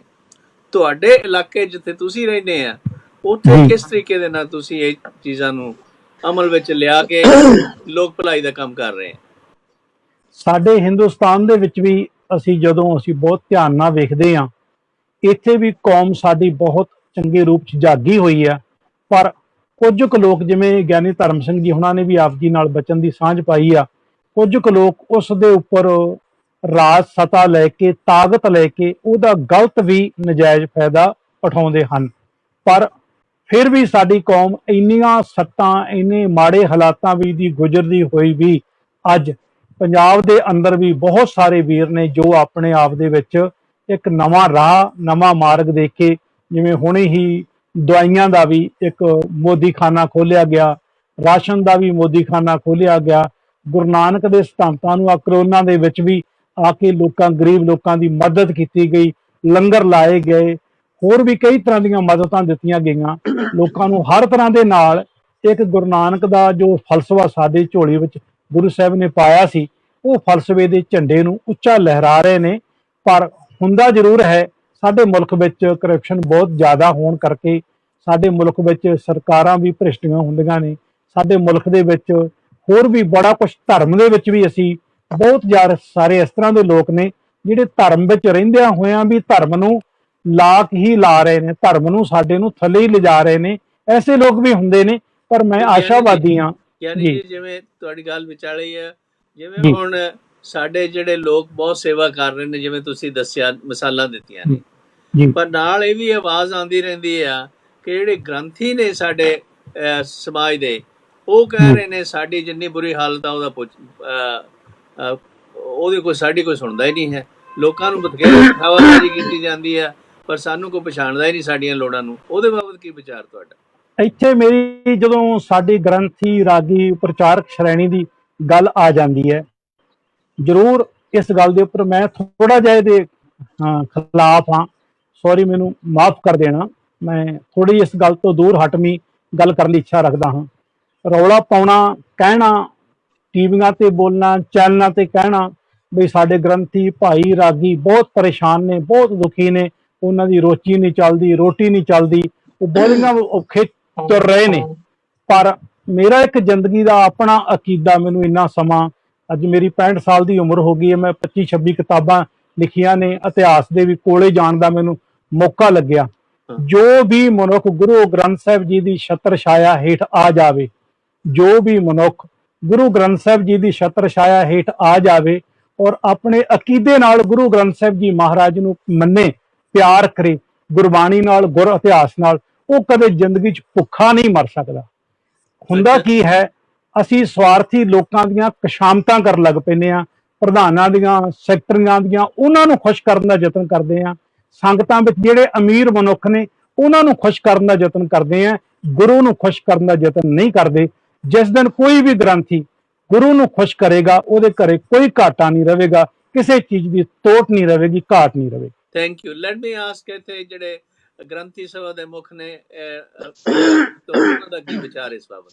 ਭਾਈ ਸਾਹਿਬ, ਤੁਸੀਂ ਆਪਣੇ ਵਿਚਾਰ ਦੱਸੋ ਗ੍ਰੰਥੀਆਂ ਬਾਬਤ। ਹਾਂਜੀ, ਪਹਿਲਾਂ ਤਾਂ ਮੈਂ ਤੁਹਾਨੂੰ ਸਾਰਿਆਂ ਨੂੰ, ਜਿਹੜੇ ਗੁਰਮੁਖ ਜੁੜੇ ਨੇ, ਡਾਕਟਰ ਸਾਹਿਬ, ਤੁਹਾਨੂੰ ਸਾਰਿਆਂ ਤੋਂ ਪਹਿਲਾਂ ਫਤਿਹ ਸਾਂਝੀ ਕਰਦਾ। ਵਾਹਿਗੁਰੂ ਜੀ ਕਾ ਖਾਲਸਾ, ਵਾਹਿਗੁਰੂ ਜੀ ਕੀ ਫਤਿਹ। ਮੈਂ ਗੱਲ ਉੱਥੋਂ ਹੀ ਸ਼ੁਰੂ ਕਰਦਾ। ਭਾਈ ਸਾਹਿਬ ਜੀ ਦੱਸ ਕੇ ਗਏ ਨੇ, ਇਹਨਾਂ ਨੇ, ਇਹ ਲੇਖਕ ਨੇ, ਇਹਨਾਂ ਨੇ ਕਿਤਾਬਾਂ ਲਿਖੀਆਂ, ਬੜੇ ਸਤਿਕਾਰਯੋਗ ਨੇ, ਲੇਕਿਨ ਦਾਸ ਦਾ ਵੀ ਬੜਾ ਤਜਰਬਾ ਹੋ ਗਿਆ ਤਕਰੀਬਨ। ਮੈਂ ਚੰਗੇ ਘਰੇ ਜੰਮਿਆ, ਕੋਈ ਐਸੀ ਗੱਲ ਨਹੀਂ, ਚੰਗੇ ਵਧੀਆ ਪਰਿਵਾਰ 'ਚ ਜੰਮਿਆ। ਮਹਾਂਪੁਰਖਾਂ ਤੋਂ ਸਾਰੀ ਇਹ ਕੀਰਤਨ ਦੀ ਸਿਖਲਾਈ ਜਾਂ ਹੋਰ ਸਾਰਾ ਕੁਛ ਲਿਆ। ਖੇਤੀਬਾੜੀ ਦੇ ਨਾਲ ਨਾਲ ਗੁਰੂ ਸਾਹਿਬ ਦੀ ਸੇਵਾ ਕਰਨੀ ਸ਼ੁਰੂ ਕੀਤੀ। ਲੇਕਿਨ ਉਸ ਤੋਂ ਬਾਅਦ ਮੈਂ ਵਿਚਰ ਕੇ ਦੇਖਿਆ, ਹਰ ਪਿੰਡ ਦੇ ਵਿੱਚ, ਹਰ ਕਸਬੇ ਦੇ ਵਿੱਚ, ਹੋ ਸਕਦਾ ਹੈ ਮੇਰੀ ਗੱਲ ਤੁਹਾਨੂੰ ਕਿਤੇ ਨਾ ਵੀ ਚੰਗੀ ਲੱਗੇ, ਲੇਕਿਨ ਜਦੋਂ ਅਸੀਂ ਪਿੰਡਾਂ 'ਚ ਜਾਵਾਂਗੇ, ਪਿੰਡਾਂ ਦੇ ਜਿਹੜੇ ਗ੍ਰੰਥੀ, ਰਾਗੀ, ਪ੍ਰਚਾਰਕ ਨੇ ਨਾ, ਉਹਨਾਂ ਦੇ ਹਾਲਾਤ ਦੇਖਾਂਗੇ। ਗੁਰੂ ਸਾਹਿਬ ਦੀ ਸੇਵਾ ਕਰਨੀ, ਗੁਰੂ ਸਾਹਿਬ ਨੂੰ ਜਿਹੜਾ ਹਾਜ਼ਰ ਨਾਜ਼ਰ ਸਮਝਣਾ, ਇਹ ਇੱਕ ਆਤਮਿਕ ਤੌਰ ਦੀ ਖੁਰਾਕ ਹੈ ਲੇਕਿਨ ਸਰੀਰ ਦੇ ਨਿਰਵਾਹ ਵਾਸਤੇ, ਸਰੀਰ ਨੂੰ ਚਲਾਉਣ ਵਾਸਤੇ ਉਹਦੇ ਤੇ ਤੁਹਾਨੂੰ ਪੈਸੇ ਦੀ ਲੋੜ ਪੈਣੀ ਹੈ, ਬੱਚੇ ਪਾਲਣ ਵਾਸਤੇ ਤੁਹਾਨੂੰ ਵਸਤਾਂ ਦੀ ਲੋੜ ਪੈਣੀ ਹੈ, ਉਹ ਅਤੀ ਜ਼ਰੂਰ ਹੈ। ਆਤਮਾ ਦੀ ਖੁਰਾਕ ਤੇ ਸਰੀਰ ਦੀ ਖੁਰਾਕ ਦਾ ਬੜਾ ਫਰਕ ਹੈ। ਸੋ ਇਸ ਕਰਕੇ ਜਿਹੜੇ ਅੱਜ ਕੱਲ੍ਹ ਵਿਚਾਰੇ ਗ੍ਰੰਥੀ ਸਾਰੇ ਨਹੀਂ ਇੱਕੋ ਜਿਹੇ, ਜਿਹੜੇ ਚੰਗੇ ਪ੍ਰਚਾਰਕ ਨੇ, ਚੰਗੇ ਰਾਗੀ ਨੇ, ਚੰਗੇ ਗ੍ਰੰਥੀ ਨੇ, ਉਹਨਾਂ ਦਾ ਨਿਰਵਾਹ ਬੜਾ ਸੋਹਣਾ ਹੋ ਰਿਹਾ, ਆਪਣੇ ਘਰੇ ਰਹਿੰਦੇ ਨੇ ਜਿਵੇਂ ਅਸੀਂ ਰਹਿੰਦੇ ਹਾਂ। ਲੇਕਿਨ ਜਿਨ੍ਹਾਂ ਦਾ ਸਾਰਾ ਹੀ ਡਿਪੈਂਡ ਜਿਹੜਾ ਹੈ ਉਹ ਇਸੇ ਤੇ ਹੈ, ਉਹ 3-3 4-4 ਹਜ਼ਾਰ ਤੇ ਡਿਊਟੀਆਂ ਕਰਦੇ ਨੇ, ਉਹਨਾਂ ਦਾ ਬੜਾ ਔਖਾ ਹੈ। ਇਹ ਨਹੀਂ ਮੈਂ ਕਹਿ ਸਕਦਾ 100% ਨਹੀਂ, ਲੇਕਿਨ ਜ਼ਿਆਦਾਤਰ ਜਿਹੜੇ ਡਿਊਟੀਆਂ ਕਰਦੇ ਨੇ ਉਹਨਾਂ ਦੀ ਬੜੀ ਪ੍ਰੋਬਲਮਸ ਹੈਗੀਆਂ ਨੇ। ਬੱਚੇ ਉਹਨਾਂ ਦੇ ਚੰਗੇ ਸਕੂਲਾਂ 'ਚ ਨਹੀਂ ਪੜ੍ਹ ਰਹੇ ਤੇ ਸਾਲ ਬਾਅਦ 6 ਮਹੀਨਿਆਂ ਬਾਅਦ ਉਹਨੂੰ ਪ੍ਰਬੰਧਕ ਕਮੇਟੀਆਂ ਦੇ ਜਿਹੜੇ ਹੁਕਮਰਾਨ ਨੇ, ਜਾਂ ਮਤਲਬ ਜਿਹੜੇ ਤਕੜੇ ਲੋਕ ਕਮੇਟੀਆਂ ਬਣਾ ਕੇ ਉਹਨਾਂ ਨੂੰ 6 ਮਹੀਨਿਆਂ ਬਾਅਦ ਕਹਿ ਦਿੰਦੇ ਨੇ ਭਾਈ ਸਾਹਿਬ ਜੀ ਹੁਣ ਤੁਸੀਂ ਛੁੱਟੀ ਕਰ ਲਓ। ਉਹਨਾਂ ਦੇ ਬੱਚਿਆਂ ਦਾ ਭਵਿੱਖ ਜਿਹੜਾ ਉਹ ਖਰਾਬ ਹੋ ਜਾਂਦਾ ਹੈ। ਉਹਨਾਂ ਦੇ ਸਕੂਲ ਦੇ ਜਿਹੜੇ ਐਗਜ਼ਾਮ ਕਈਆਂ ਦੇ ਵਿੱਚ ਰਹਿ ਜਾਂਦੇ ਨੇ। ਸਾਨੂੰ ਪਤਾ ਸੀ ਵਿਚਰਦੇ ਹਾਂ, ਫਿਰ ਅਸੀਂ ਉਹਨਾਂ ਨੂੰ ਕਮੇਟੀ ਨੂੰ ਕਹਿ ਕੇ ਸਮਝਾ ਕੇ ਕਿਤੇ ਨਾ ਕਿਤੇ ਵੀ ਇਹਨਾਂ ਦਾ ਚਲੋ 4 ਮਹੀਨੇ ਰਹਿ ਗਏ, ਮਾਰਚ ਅਪ੍ਰੈਲ ਤੱਕ, ਇਹਨਾਂ ਬੱਚਿਆਂ ਦਾ ਭਵਿੱਖ ਨਾ ਖਰਾਬ ਕਰੋ, ਇਹਨਾਂ ਦਾ ਸਾਲ ਮਰ ਜੂਗਾ, ਬੜਾ ਮੁਸ਼ਕਲ ਹੋ ਜੂਗਾ। ਇਸ ਤਰ੍ਹਾਂ ਦੀਆਂ ਪ੍ਰੋਬਲਮਾਂ ਜਿਹੜੀਆਂ ਗ੍ਰੰਥੀਆਂ ਨੂੰ ਆਉਂਦੀਆਂ ਨੇ, ਜਦੋਂ ਅਸੀਂ ਪ੍ਰੈਕਟੀਕਲ ਜੀਵਨ ਦੇ ਵਿੱਚ ਅਸੀਂ ਵਿਚਰਦੇ ਹਾਂ ਫਿਰ ਪਤਾ ਲੱਗਦਾ ਹੈ ਕਿ ਅਸਲੀ ਕਾਰਨ ਕੀ ਨੇ। ਤੁਸੀਂ ਜਦੋਂ ਅਸਲੀ ਕਾਰਨਾਂ ਦਾ ਪਤਾ ਲਾਓਗੇ ਤਾਂ ਤੁਹਾਨੂੰ ਉਹਦੇ ਬਾਰੇ ਜ਼ਰੂਰ ਪਤਾ ਲੱਗੇਗਾ। ਲੇਕਿਨ ਕੁਛ ਲੋਕ ਨੇ, ਟਿਪਸ ਤੇ ਅਸੀਂ ਗਿਣ ਸਕਦੇ ਹਾਂ, ਜਿਵੇਂ ਦਰਬਾਰ ਸਾਹਿਬ ਦੇ ਰਾਗੀ ਹੋ ਗਏ, ਜਿਹੜੇ ਚੰਗੇ ਗੁਰੂ ਕੀ ਕੀਰਤਨੀ ਨੇ, ਉਹਨਾਂ ਦਾ ਜੀਵਨ ਨਿਰਵਾਹ ਬੜਾ ਸੋਹਣਾ ਹੁੰਦਾ ਹੈ। ਜਿਹੜੇ ਕਥਾਵਾਚਕ ਚੰਗੇ ਨੇ, ਗੁਰੂ ਕੇ ਪਿਆਰੇ, ਉਹਨਾਂ ਦਾ ਨਿਰਵਾਹ ਵਧੀਆ ਹੁੰਦਾ ਹੈ। ਜਿਹੜੇ ਸ਼ਹਿਰਾਂ 'ਚ ਗ੍ਰੰਥੀ ਰਾਗੇ ਪ੍ਰਚਾਰਕ ਡਿਊਟੀਆਂ ਕਰਦੇ ਨੇ, ਉਹਨਾਂ ਦਾ ਨਿਰਵਾਹ ਠੀਕ ਹੈ। ਲੇਕਿਨ ਜਿਹੜੇ ਰੂਰਲ ਏਰੀਏ ਦੇ ਵਿੱਚ, ਜਿਹੜੇ ਪਿੰਡਾਂ ਦੇ ਵਿੱਚ ਆਮਦਨਾਂ ਵੀ ਗੁਰਦੁਆਰਿਆਂ ਕੋਲ ਜਾਂ ਥੋੜੀਆਂ ਨੇ, ਮੈਂ ਕਹਿ ਸਕਦਾ, ਜਾਂ ਉਹਨਾਂ ਦੀ ਹਲੇ ਸੋਚ ਨਹੀਂ ਚੇਂਜ ਹੋਈ ਕਿ ਗ੍ਰੰਥੀ ਨੂੰ ਵੀ ਕੁਝ ਦੇਣਾ ਹੈ। ਮੈਂ ਭਾਈ ਸਾਹਿਬ ਜੀ ਦੱਸ ਕੇ ਗਏ ਨੇ, ਮੈਂ ਤੁਹਾਨੂੰ ਦੱਸ ਦਿੰਦਾ ਕਿ ਸ਼੍ਰੋਮਣੀ ਗੁਰਦੁਆਰਾ ਪ੍ਰਬੰਧਕ ਕਮੇਟੀ ਤੋਂ ਬਿਨਾਂ ਕੋਈ ਪਿੰਡ ਦੀ ਪ੍ਰਬੰਧਕ ਕਮੇਟੀ ਹੈ ਜਿਹੜੀ ਉਹ ਧਰਮ ਪ੍ਰਚਾਰ ਦਾ ਬਜਟ ਨਹੀਂ ਰੱਖਦੀ। ਬਹੁਤ ਘੱਟ ਕਮੇਟੀਆਂ ਨੇ ਜਿਹੜੀਆਂ ਧਰਮ ਪ੍ਰਚਾਰ ਦਾ ਬਜਟ ਰੱਖਦੀਆਂ ਹੋਣ। ਉਹ ਧਰਮ ਪ੍ਰਚਾਰ ਦਾ ਜੇ ਬਜਟ ਰੱਖਣਗੀਆਂ, ਉਹਦੇ ਵਿੱਚ ਹੀ ਗ੍ਰੰਥੀ ਦਾ ਜਿਹੜਾ ਧਰਮ ਪ੍ਰਚਾਰ ਆਉਂਦਾ ਹੈ, ਲੰਗਰ ਦੇ ਬਜਟ ਰੱਖੇ ਜਾਂਦੇ ਨੇ, ਜਿਹੜਾ ਹੈ ਬਿਲਡਿੰਗਾਂ ਦੇ ਜਿਹੜਾ ਹੈਗਾ ਬਜਟ ਰੱਖੇ ਜਾਂਦੇ ਨੇ। ਇਸ ਕਰਕੇ ਕਾਫੀ ਪ੍ਰੋਬਲਮ ਜਿਹੜੀ ਹੈਗੀ ਹੈ। ਗਿਆਨੀ ਧਰਮ ਸਿੰਘ ਜੀ, ਤੁਸੀਂ ਦੱਸੋ ਤੁਹਾਡੇ ਵਿਚਾਰ ਸੁਣ ਕੇ। ਮੈਂ ਇਹ ਸਮਝਦਾ ਕਿ ਇੱਕ ਦਿਨ ਦਾ ਪ੍ਰੋਗਰਾਮ ਜਿਹੜਾ ਨਾ ਉਹ ਸਿਰਫ ਇਸੇ ਪੱਖ ਤੇ ਹੀ ਰੱਖਿਆ ਜਾਵੇ, ਕਿਉਂਕਿ ਅੱਜ ਸਾਡਾ ਦੂਸਰਾ ਚੱਲ ਰਿਹਾ ਸੀ ਕਿ ਗ੍ਰੰਥੀ ਸਿੰਘਾਂ ਦੇ ਫਰਜ਼ ਕੀ ਆ, ਉਹਨਾਂ ਦੀਆਂ ਲੋੜਾਂ ਕੀ ਆ, ਸਾਡੀਆਂ ਕਮੇਟੀਆਂ ਦੇ ਕੀ ਫਰਜ਼ ਆ, ਉਹਨਾਂ ਦਾ ਕੀ ਆ। ਜਿਹੜੀ ਮੈਂ ਗੱਲਾਂ ਜਿਹੜੀਆਂ ਵੀਰ ਜੀ ਨੇ ਕਹੀਆਂ ਨੇ, ਇਹਨਾਂ ਨਾਲ ਬੜੀ ਹੱਦ ਤੱਕ ਸਹਿਮਤ ਹਾਂ। ਕਈ ਬਹੁਤ ਥੋੜੇ ਬੰਦੇ ਆ ਜਿਹੜੇ ਪ੍ਰਚਾਰਕ ਤੇ ਰਾਗੀ ਤੇ ਗ੍ਰੰਥੀ ਜਿਹੜੇ ਆ ਜਿਨ੍ਹਾਂ ਦੇ ਚੰਗੇ ਨਿਰਵਾਹ ਹੁੰਦੇ ਆ। ਬਾਕੀ ਹਾਲਾਤ ਜਿਹੜੇ ਇਸ ਤਰ੍ਹਾਂ ਦੇ ਆ ਕਿ ਸੱਚ ਬੋਲਣ ਵਾਲੇ ਨੂੰ ਹੀ ਜ਼ਿਆਦਾ ਦਿੱਕਤ ਜਿਹੜੀ ਆ ਉਹ ਸਹਿਣ ਕਰਨੀ ਪੈਂਦੀ। ਜਦੋਂ ਸੱਚ ਬੋਲਤਾ ਉਦੋਂ ਹੀ ਗੜਬੜ ਹੋ ਜਾਂਦੀ ਆ। ਇਹ ਫਿਰ ਆਪਾਂ ਮੇਰੇ ਖਿਆਲ 'ਚ ਇੱਕ ਦਿਨ ਦਾ ਸਪੈਸ਼ਲ ਪ੍ਰੋਗਰਾਮ ਇਸੇ ਤੇ ਰੱਖਣਾ ਚਾਹੀਦਾ ਸਾਨੂੰ। We can do that, ਹਾਂਜੀ। ਤੇ ਗਿਆਨੀ ਬੇਅੰਤ ਸਿੰਘ ਜੀ। ਹਾਂਜੀ, ਮੈਂ ਵੀ ਇਸ ਗੱਲ ਤੇ ਆਉਣ ਲੱਗਾ ਸੀਗਾ ਵੀ ਸਾਡਾ ਜਿਹੜਾ ਉਹ ਦੂਜਾ ਵਿਸ਼ਾ ਉਹ ਬਹੁਤ ਵੱਡਾ ਵਾ। ਜੇ ਗ੍ਰੰਥੀਆਂ ਰਾਜੀਆਂ ਤੇ ਬੋਲਾਂਗੇ ਮੈਂ, ਪਰ ਇਹ ਥੋੜ੍ਹਾ ਜਿਹੀਆਂ ਇਹਨਾਂ ਵੀਰਾਂ ਦੀ ਗੱਲ ਦਾ ਜਵਾਬ ਵੀ ਛੋਟਾ ਜਿਹਾ ਦੇਣਾ ਚਾਹੁੰਦਾ ਜਲਦੀ। ਫਿਰ ਮੈਂ ਆਉਣਾ ਆਜ਼ਾਦੀ ਵੱਲੀ ਆ। ਹਾਂਜੀ, ਮੈਂ ਪਹਿਲੀ ਗੱਲ ਦੇ ਉੱਪਰ, ਜਿਹੜੇ ਸਾਡੇ ਪਿੰਡਾਂ ਥਾਵਾਂ ਦੇ ਉੱਪਰ ਜਿੱਥੇ ਵੀ ਕੋਈ ਗ੍ਰੰਥੀ, ਕੋਈ ਚੰਗਾ ਜੀਵਨ ਵਾਲਾ, ਜਿਹੜਾ ਗੁਰੂ ਗ੍ਰੰਥ ਸਾਹਿਬ ਜੀ ਦੇ ਸਿਧਾਂਤਾਂ ਨੂੰ ਠੀਕ ਪ੍ਰਚਾਰਦਾ ਵਾ, ਜਿਹੜਾ ਗ੍ਰੰਥੀ ਹਰ ਰੋਜ਼ ਇੱਕ ਨਵਾਂ ਤਰੱਕੀ ਦਾ ਮਾਰਗ ਰੱਖਦਾ ਵਾ। ਮੈਨੂੰ ਕੋਈ ਵੀ ਪਿੰਡ ਦੇ ਵਿੱਚ ਗ੍ਰੰਥੀ ਕਿਸੇ ਪਾਸੇ ਵੀ ਭੁੱਖਾ ਮਰਦਾ ਨਹੀਂ ਦਿਖਾਈ ਦਿੱਤਾ। ਭੁੱਖੇ ਮਰਦੇ ਉਹ ਨੇ ਜਿਹੜੇ ਕੇਵਲ ਅਰਦਾਸ ਤੇ ਹੁਕਮਨਾਮਾ, ਦੋ ਚੀਜ਼ਾਂ ਸਿੱਖ ਲਈਆਂ, ਤੀਜੀ ਚੀਜ਼ ਉਹਨਾਂ ਨੇ ਗੁਣ ਆਪਣੀ ਜ਼ਿੰਦਗੀ 'ਚ ਧਾਰਨ ਨਹੀਂ ਕੀਤਾ। ਤੇ ਉਹ ਲੋਕ ਅਗਲੀ ਗੱਲ, ਅਖਬਾਰ ਪੜ੍ਹਦੇ ਮਨੁੱਖ ਆ ਕੇ ਅਖਬਾਰ ਤੋਂ ਬਾਅਦ ਹੁਕਮਨਾਮਾ ਲੈਣ ਲੱਗ ਪਏ, ਹੁਕਮਨਾਮੇ ਤੋਂ ਗ੍ਰੰਥੀ ਬਣ ਗਏ, ਗ੍ਰੰਥੀ ਬਣ ਕੇ ਇਹ ਕੰਮ ਦੇ ਵਿੱਚ ਆ ਕੇ ਇਹਨੂੰ ਕੰਮ ਸਮਝਣ ਲੱਗ ਪਏ। ਜਿਹੜੇ ਵੀਰ ਵੀ ਕਿਸੇ ਟਕਸਾਲ ਤੋਂ, ਜਿਹੜੇ ਵੀਰ ਵੀ ਕਿਸੇ ਸਹੀ ਜਗ੍ਹਾ ਤੋਂ ਕੋਈ ਵਿੱਦਿਆ ਸਿੱਖ ਕੇ ਸਹੀ ਤਰੀਕੇ ਨਾਲ ਆਏ ਹੋਣਗੇ, ਉਹ ਆਪਣੇ ਗੁਰੂ ਘਰ ਦੇ ਵਿੱਚ ਧਰਮ ਦਾ ਗਿਆਨ ਲੋਕਾਂ ਨੂੰ ਪਿੰਡਾਂ ਵਿੱਚ ਨਹੀਂ ਹੈ, ਪਰ ਧਰਮ ਪ੍ਰਤੀ ਸਤਿਕਾਰ ਇੰਨਾ ਪਿੰਡਾਂ ਦੇ ਵਿੱਚ ਹੈ। ਜੇ ਕੋਈ ਗ੍ਰੰਥੀ ਗੁਰਦੁਆਰੇ ਵਿੱਚ ਆਪਣੀ ਇੱਕ ਟਕਸਾਲ ਖੋਲੇ, ਉਸੇ ਗੁਰਦੁਆਰੇ ਵਿੱਚ ਜੇ ਉਹਦੇ ਕੋਲੇ ਆਪਣੇ ਕੋਲੇ ਵਿਦਿਆ ਹੋਵੇਗੀ, ਪਾਠ ਦੀ, ਕਥਾ ਦੀ, ਵਿਚਾਰ ਦੀ ਹੋਵੇਗੀ, ਤਾਂ ਹੀ ਉਹ ਖੋਲੇਗਾ ਨਾ। ਪਰ ਉਹ ਤਾਂ ਵਿਚਾਰੇ ਜਿਹੜੇ ਅੱਜ ਸਾਨੂੰ ਭੁੱਖਾ ਬਣਾਉਣ ਦਾ ਰੌਲਾ ਪਾ ਰਹੇ ਨਾ ਗੁਰਦੁਆਰੇ ਸਾਹਿਬ ਦੇ ਵਿੱਚ, ਠੀਕ ਹੈ ਤਨਖਾਹਾਂ 4000 5000 ਇੰਨੀਆਂ, ਪਰ ਸਾਨੂੰ ਉੱਪਰੋਂ ਅਰਦਾਸਾਂ ਦੇ ਪੈਸੇ, ਪ੍ਰੋਗਰਾਮਾਂ ਦੇ ਪੈਸੇ, ਉਪਜੀਵਕਾ ਸਾਡੀ ਪੂਰੀ ਹੁੰਦੀ ਹੈ। ਐਸੀ ਗੱਲ ਕੋਈ ਨਹੀਂ ਵੀ ਗੁਰੂ ਘਰ 'ਚ ਘਾਟ ਹੈ, ਪਰ ਘਾਟ ਕਿੱਥੇ ਹੈ? ਹੁਣ ਘਾਟ ਵੱਲ ਧਿਆਨ ਦੇ ਕੇ ਮੈਂ ਸਬਜੈਕਟ ਤੇ ਵਾਪਸ ਆਉਣਾ। ਘਾਟ ਹੈ ਸਾਡੇ ਕੋਲ ਗੁਣ ਦੀ ਤੇ ਵਿਦਿਆ ਦੀ। ਗੁਣ ਵਿਦਿਆ ਦੀ ਜੇ ਕੋਲ ਆ ਵੀ ਗਿਆ ਤੇ ਉਹਦੇ ਨਾਲ ਹੰਕਾਰ ਦਾ ਇੱਕ ਬਹੁਤ ਵੱਡਾ ਖੂੰਡਾ ਚੱਕ ਲੈਨੇ ਆ ਵੀ ਸੱਚਾ ਦੁਨੀਆ 'ਚ ਮੈਂ ਹੀ ਆ, ਬਾਕੀ ਸਾਰੀ ਦੁਨੀਆ ਝੂਠੀ ਆ।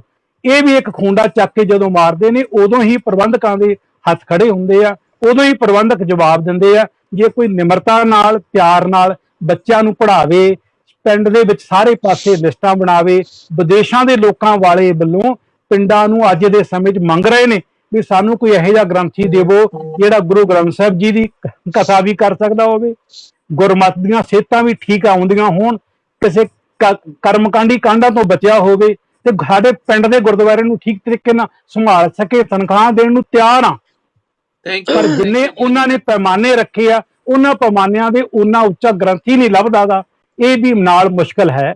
ਗ੍ਰੰਥੀ ਸਾਡੇ ਜਿੰਨੇ ਵੀ ਗ੍ਰੰਥੀ ਵੀਰ ਨੇ, ਉਹਨਾਂ ਨੂੰ ਫਿਰ ਮੈਂ ਇਸ ਗੱਲ ਤੇ ਲੈ ਕੇ ਆਵਾਂ ਵੀ ਸਾਨੂੰ ਆਪਣੀ ਗੁਣ, ਵਿਦਿਆ, ਲਿਆਕਤ ਜਿੰਨੀ ਉੱਚੀ ਕਰ ਲਓਗੇ ਤੁਸੀਂ, ਜਿੰਨਾ ਗੁਰੂ ਸਾਹਿਬ ਦੀ ਸਿਧਾਂਤਾਂ ਦੇ ਤੁਹਾਡੇ ਕੋਲੇ ਕੋਈ ਘਾਟ ਨਹੀਂ ਰਹੇਗੀ। ਕਿਸੇ ਜ਼ਰੂਰੀ ਨਹੀਂ ਅੱਜ ਹਿੰਦੁਸਤਾਨ ਦੇ ਵਿੱਚ ਇੱਕ ਗੱਲ ਪੂਰੀ ਕਰ ਦਿਓ, ਜਿੰਨੇ ਹਿੰਦੁਸਤਾਨ ਦੇ ਵਿੱਚ ਵੱਡੇ ਵੱਡੇ ਅਹੁਦਿਆਂ ਦੇ ਉੱਪਰ ਬੈਠੇ ਨੇ, ਜਿੰਨੇ ਅਫਸਰ ਬੈਠੇ ਨੇ, ਸਾਰੇ ਸਰਕਾਰੀ ਸਕੂਲਾਂ ਦੇ ਪੜ੍ਹੇ ਹੋਏ ਨੇ, ਪ੍ਰਾਈਵੇਟ ਸਕੂਲਾਂ ਦੇ ਪੜ੍ਹੇ ਹੋਏ ਨਹੀਂ ਹਨ।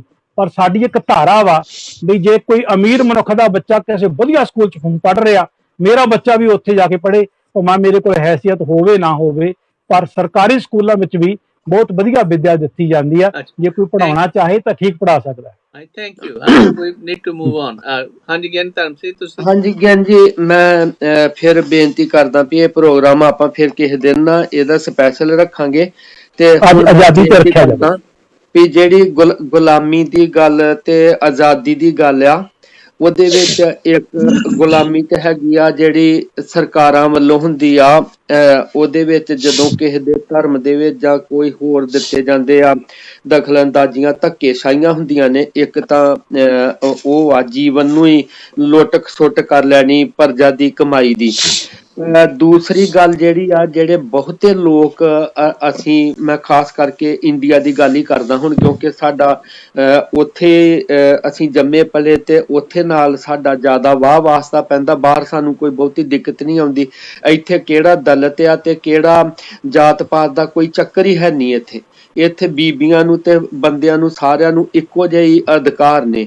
ਪਰ ਜਦੋਂ ਅਸੀਂ ਆਪਣੇ ਦੇਸ਼ ਵੱਲ ਦੇਖਦੇ ਹਾਂ ਤੇ ਅੱਜ ਹਾਲਾਤ ਖਾਸ ਕਰਕੇ ਬੀਬੀਆਂ ਦੀ, ਬੱਚੀਆਂ ਦੀ ਇਹ ਹੋ ਗਈ ਆ ਕਿ ਰੋਜ਼ ਬਲਾਤਕਾਰ ਹੁੰਦੇ ਨੇ, ਧੱਕੇਸ਼ਾਹੀਆਂ ਹੁੰਦੀਆਂ। ਗਰੀਬ ਦੀ ਆਵਾਜ਼ ਵੀ ਨਹੀਂ ਕੋਈ ਸੁਣਦਾ, ਉਹਨਾਂ ਦਾ ਪਰਚਾ ਵੀ ਨਹੀਂ ਥਾਣਿਆਂ ਦੇ ਵਿੱਚ ਕਈ ਵਾਰ ਦੂਸਰੇ ਤਗੜਾ ਜਿਹੜਾ ਹੈਗੀ ਧਿਰ, ਉਹਦੀ ਸੁਣਵਾਈ ਹੁੰਦੀ ਆ। ਥੈਂਕ ਯੂ ਜੀ। ਹਾਂਜੀ, ਮੈਂ ਇੱਕ ਗੱਲ ਹੋਰ ਕਰ। ਹਾਂਜੀ, ਤੇ ਦੂਸਰਾ ਜਿਹੜਾ ਜਾਤ ਪਾਤ ਦਾ ਸਭ ਤੋਂ ਵੱਡਾ ਕੋੜ ਆ ਵੀ ਉਹਦੇ ਵਿੱਚ ਪਿੰਡਾਂ ਦੇ ਵਿੱਚ ਜਿਹੜੇ ਹੈਗੀਆਂ ਥੱਲੇ ਵਾਲੀ ਜਾਤ, ਉਹਦੇ ਤੋਂ ਉੱਪਰ ਚੱਲਦਿਆਂ ਹਰ ਜਿਹੜਾ ਬੰਦਾ ਆਪਣੇ ਤੋਂ ਥੱਲੇ ਵਾਲੇ ਨਾਲ ਧੱਕਾ ਕਰਦਾ ਆ। ਇਹ ਗੁਰਮਤ ਦਾ ਕਨਸੈਪਟ ਹੈ ਨਹੀਂ। ਹਾਂਜੀ, ਕਰੋ ਗੱਲ। That's right. ਹਾਂਜੀ, ਕਿਉਂਕਿ ਹੁਣ ਸਾਡੇ ਵੀ coming to the end of the programme, so we need 2 minutes ਈਚ।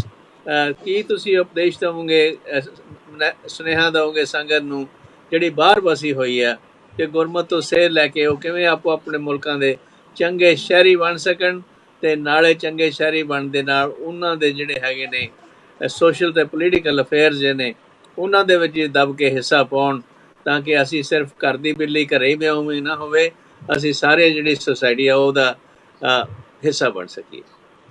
ਗਿਆਨੀ ਬਿਆਨ ਸਿੰਘ ਜੀ। ਵਾਹਿਗੁਰੂ ਜੀ, ਮੈਂ ਇੱਕ ਇਹਦੇ ਉੱਪਰ ਜਿਹੜਾ ਆਜ਼ਾਦੀ ਦਾ ਇੱਕ ਸੁਪਨਾ ਵਾ, ਉਹਦੇ ਉੱਪਰ ਮੇਰੇ ਫਾਦਰ ਸਾਹਿਬ ਜੀ ਹੁਣਾਂ ਨੇ ਇੱਕ ਬਹੁਤ ਸੋਹਣੀ ਕਾਵਿ ਰਚਨਾ ਕੀਤੀ ਆ, ਜਿਹੜੀ ਤੁਹਾਡੇ ਸੁਣਨ ਵਾਲੀ ਆ। ਤਾਂ ਕਿ ਤੁਹਾਨੂੰ ਸਾਰੇ ਹੀ ਪੂਰੇ ਮੁਲਕਾਂ ਦੀ ਆਜ਼ਾਦੀ ਦਾ ਤੇ ਸਾਰਾ ਅਹਿਸਾਸ ਮਿਲ ਜਾਏਗਾ। ਇੱਕ ਕਾਵਿ ਦੇ ਅੰਦਰ ਹੀ ਮੈਂ ਪੂਰੀ ਇਸ ਗੱਲ ਨੂੰ ਸੰਪੂਰਨ ਕਰਨਾ। ਫਾਦਰ ਸਾਹਿਬ ਜੀ ਬੜੇ ਅੱਛੀ ਕਲਮ ਦੇ ਨਾਲ ਉਹ ਇੱਕ ਸਾਂਝੀ ਵਾਲਤਾ ਦੀ ਗੱਲ ਲਿਖਦੇ ਸੀ। ਜਿਹੜਾ ਸਾਡਾ ਨਾਰਾ ਵਾ, ਨਾਨਕ ਨਾਮ ਚੜ੍ਹਦੀ ਕਲਾ ਤੇਰੇ ਭਾਣੇ ਸਰਬੱਤ ਦਾ ਭਲਾ, ਜੋ ਸਿੱਖ ਦੀ ਅੰਦਰੂਨੀ ਗੱਲ ਹੈ ਉਹਦੇ ਉੱਤੇ ਧਿਆਨ ਦੇ ਕੇ ਬਚਨ ਸੁਣਨਾ। ਲਿਖਦੇ ਸਨ, ਕਹਿੰਦੇ ਸਾਰੇ ਧਰਮਾਂ ਤੇ ਮਜ਼ਹਬਾਂ ਦੇ ਫੁੱਲ ਮਹਿਕਣ, ਹਿੰਦ ਦੇਸ਼ ਦਾ ਖਿੜਿਆ ਵਾਗ ਹੋਵੇ, ਟੱਲੀ ਮੰਦਰਾਂ ਦੀ ਢੋਲਕ ਗੁਰੂ ਘਰ ਦੀ, ਸਾਰੇ ਸੂਬਿਆਂ ਦਾ ਸਾਂਝਾ ਰਾਗ ਹੋਵੇ, ਬੱਤੀ ਏਕਤਾ ਦੀ ਤੇਲ ਮਮਤਾ ਦਾ, ਚੌਹਾਂ ਚੱਕਾਂ ਲਈ ਚਾਨਣ ਚਿਰਾਗ ਹੋਵੇ, ਦੂਈ ਮਿਟ ਜਾਵੇ ਇਹਨਾਂ ਬੰਦਿਆਂ ਦੀ, ਸਾਂਝਾ ਵਾਹਿਗੁਰੂ ਰਾਮ ਤੇ ਅੱਲਾ ਹੋਵੇ, ਦੋਹੀ ਬੇਲੀਆਂ ਬਾਬਾ ਅਰਦਾਸ ਮੇਰੀ, ਤੇਰੇ ਭਾਣੇ ਸਰਬੱਤ ਦਾ ਭਲਾ ਹੋਵੇ। ਉਹੀ ਪਾ ਲੈਂਦਾ ਪ੍ਰੀਤਮ ਆਪਣੇ ਨੂੰ ਜਿਹਦੀ ਇੱਕ ਦੇ ਨਾਲ ਪ੍ਰੀਤ ਹੋਵੇ, ਚਾਹੇ ਹੋਵੇ ਗਿਰਜਾ ਚਾਹੇ ਗੁਰਦੁਆਰਾ, ਭਾਵੇਂ ਮੰਦਿਰ ਤੇ ਭਾਵੇਂ ਮਸੀਤ ਹੋਵੇ, ਭਾਵੇਂ ਬੜੇ ਭੋਰੀ ਭਾਵੇਂ ਹਲ ਵਾਵੇ, ਚਾਹੇ ਗ੍ਰਸਤੀ ਤੇ ਚਾਹੇ ਅਤੀਤ ਹੋਵੇ, ਰੱਬ ਉਹਨਾਂ ਨੂੰ ਮਿਲਦਾ ਘਰ ਜਾ ਕੇ ਜਿਹੜੇ ਬੰਦਿਆਂ ਦੀ ਸਾਫ਼ ਨੀਤ ਹੋਵੇ। ਸਮਝੇ ਆਤਮਾ ਉਸ ਪਰਮਾਤਮਾ ਨੂੰ, ਹੰਝੂ ਪੂੰਝਣ ਲਈ ਪਿਆਰ ਦਾ ਪੱਲਾ ਹੋਵੇ, ਦੋਹੀ ਬੇਲੀਆਂ ਬਾਬਾ ਅਰਦਾਸ ਮੇਰੀ, ਤੇਰੇ ਭਾਣੇ ਸਰਬੱਤ ਦਾ ਭਲਾ ਹੋਵੇ। ਲਾਸਟ ਧਿਆਨ ਲੈਣਾ ਜੀ, ਕਹਿੰਦੇ ਹਿੰਦੂ ਸਿੱਖ ਦਾ ਇੰਨਾ ਮਿਲਾਪ ਕਰਦੇ, ਹਿੰਦੂ ਸਿੱਖ ਦਾ ਇੰਨਾ ਮਿਲਾਪ ਕਰਦੇ, ਘਿਓ ਖਿਚੜੀ ਖੰਡ ਤੇ ਖੀਰ ਹੋਵੇ, ਰੋਵੇ ਹਿੰਦੂ ਤਾਂ ਸਿੱਖ ਦੇ ਕਿਰਨ ਹੰਝੂ, ਤੀਜਾ ਮੋਮਨ ਮੁਸਲਮਾਨ, ਤੀਜਾ ਮੋਮਨ ਵੀ ਇਹਨਾਂ ਦਾ ਵੀਰ ਹੋਵੇ, ਮਤ ਆ ਜਾਵੇ ਫਰਾਂਸ ਅਮਰੀਕਨਾਂ ਨੂੰ, ਤੁਹਾਡਾ ਮੁਲਕ ਵੀ ਵਿੱਚੇ ਆ ਗਿਆ ਜੀ, ਮਤ ਆ ਜਾਵੇ ਫਰਾਂਸ ਅਮਰੀਕਨਾਂ ਨੂੰ, ਭੈੜੀ ਫੁੱਟ ਸੰਸਾਰ ਚੋਂ ਤੀਰ ਹੋਵੇ, ਤੂੰ ਹੀ ਦੀ ਹਰ ਥਾਂ ਆਵਾਜ਼ ਆਵੇ, ਨਾ ਕੋਈ ਰਵੇ ਰੌਲਾ ਨਾ ਹੱਲਾ ਹੋਵੇ, ਦੋਹੀ ਵੇਲੀਆਂ ਬਾਬਾ ਅਰਦਾਸ ਮੇਰੀ, ਤੇਰੇ ਭਾਣੇ ਸਰਬੱਤ ਦਾ ਭਲਾ ਹੋਵੇ। ਇਹ ਸਾਡਾ ਸੰਦੇਸ਼ ਗੁਰੂ ਘਰ ਦੇ ਵੱਲੋਂ, ਇਹ ਸੰਦੇਸ਼ ਹੈ ਸਰਬੱਤ ਦੇ ਭਲੇ ਵਾਸਤੇ, ਔਰ ਸਾਰਿਆਂ ਨੂੰ ਹੀ ਵਾਹਿਗੁਰੂ ਜੀ ਅਕਲ ਦੇਵੇ, ਮਤ ਦੇਵੇ, ਸਾਰੀ ਦੁਨੀਆ ਸੁੱਖਾਂ ਨਾਲ ਬਚ ਸਕੇ। ਥੈਂਕ ਯੂ ਜੀ, ਐਕਸਲੈਂਟ ਐਕਸਲੈਂਟ ਬਿਊਟੀਫੁਲ। ਬਹੁਤ ਖੁਸ਼ੀ ਦੀ ਗੱਲ ਹੈ ਤੁਸੀਂ ਕਵਿਤਾ ਪੜ੍ਹ ਕੇ ਸੁਣਾਈ ਹੈ। ਅੱਛਾ ਗਿਆਨੀ ਜੀ, ਤੁਸੀਂ ਆਪਣੇ ਵਿਚਾਰ ਦੱਸੋ ਇਸ ਟੌਪਿਕ ਤੇ ਕਿ ਕਿਵੇਂ ਅਸੀਂ ਦੂਜੇ ਸ਼ਹਿਰਾਂ ਦੇ ਜਿੱਥੇ ਵੀ ਰਹਿ ਰਹੇ ਚੰਗੇ ਸ਼ਹਿਰੀ ਬਣੀਏ ਤੇ ਨਾਲੇ ਗੁਰਮਤਿ ਦੇ ਨਾਲ ਸੰਬੰਧ ਜੋੜ ਕੇ ਰੱਖੀਏ। ਹਾਂਜੀ, ਇਹਦੇ ਵਿੱਚ ਤੇ ਇਹ ਆ ਹਾਂਜੀ ਕਿ ਕਰੋ ਗੱਲ। ਹਾਂਜੀ ਹਾਂਜੀ ਹਾਂਜੀ ਤੇ ਮੈਂ ਤੁਹਾਡੇ ਵਿਚਾਰ ਸੁਣੇ। ਚਲੋ ਟੌਪਿਕ ਦੇ ਵਿੱਚ ਮੈਂ ਥੋੜਾ ਲੇਟ ਆਇਆ, ਮੈਂ ਮਾਫੀ ਚਾਹੁੰਦਾ। ਤੇ ਕਵਿਤਾ ਦੇ ਜੋ ਭਾਈ ਸਾਹਿਬ ਨੇ ਬੜੇ ਤਰੀਕੇ ਨਾਲ ਇਹਨਾਂ ਨੇ ਸਮਝਾਈ ਹੈ। ਸੋ ਆਜ਼ਾਦੀ ਦੀ ਗੱਲ ਚੱਲ ਰਹੀ ਹੈ, ਲੇਕਿਨ ਹਿੰਦੁਸਤਾਨ ਦੇ ਵਿੱਚ ਤੁਸੀਂ ਇਤਿਹਾਸ ਸਾਰੇ ਚਲੋ ਜਾਣੂ ਹੋ, ਬੜੇ ਸੂਝਵਾਨ ਹੋ, ਅਤੇ ਆਜ਼ਾਦੀ ਸਭ ਤੋਂ ਵੱਧ ਜਿਹੜੀ ਹੈ ਉਹਦੇ ਵਿੱਚ ਸਿੱਖਾਂ ਦਾ ਯੋਗਦਾਨ ਹੈ। ਸਿੱਖਾਂ ਨੇ ਆਜ਼ਾਦੀ ਲੈ ਕੇ ਦਿੱਤੀ, ਲੇਕਿਨ ਸਿੱਖਾਂ ਦੇ ਆਪਦੇ ਪੱਲੇ ਆਜ਼ਾਦੀ ਦਾ ਕੋਈ ਨਿੱਘ ਜਿਹੜਾ ਹੈ ਉਹ ਮੰਨਣ ਵਾਸਤੇ ਕੋਈ ਜ਼ਿਆਦਾ ਨਹੀਂ ਆਇਆ। ਸੋ ਬਾਹਰਲੇ ਕੰਟਰੀਆਂ ਵਿੱਚ ਦਾਸ ਨੇ ਵੀ ਕਾਫੀ ਜਾਣ ਦਾ ਮੌਕਾ ਮਿਲਿਆ, ਇੰਗਲੈਂਡ ਵਗੈਰਾ। ਦੇਖਦੇ ਆ ਕਿ ਉੱਥੇ ਜਿਹੜਾ ਹੈਗਾ ਉੱਥੇ ਆਜ਼ਾਦ ਲੋਕ ਨੇ, ਕੋਈ ਕਿਸੇ ਹਿਸਾਬ ਨਾਲ ਕੋਈ ਕੁਛ ਕਰਨਾ ਚਾਹੇ, ਉੱਥੇ ਕਿਸੇ ਤੇ ਕੋਈ ਪਾਬੰਦੀ ਨਹੀਂ ਹੈ। ਜਿਵੇਂ ਉੱਪਰ ਗਿਆਨੀ ਜੀ ਨੇ ਗੱਲ ਦੱਸੀ ਹੈ, ਇੱਥੇ ਅੱਜ ਵੀ ਚਾਹੇ ਡੈਮੋਕ੍ਰੇਸੀ ਲਾਗੂ ਹੈ, ਲੋਕਤੰਤਰ ਲਾਗੂ ਹੈ, ਲੇਕਿਨ ਲੋਕਤੰਤਰ ਦੀ ਗੱਲ ਉਰੇ ਕੋਈ ਨਹੀਂ ਹੈ। ਜਿਹੜਾ ਗਰੀਬ ਬੰਦਾ ਹੈ ਉਹ ਆਪਣਾ ਪੱਖ ਜਦੋਂ ਰੱਖਦਾ ਹੈ, ਉਹਦੇ ਪੱਖ ਨੂੰ ਬੜਾ ਕਮਜ਼ੋਰ ਕੀਤਾ ਜਾਂਦਾ ਹੈ।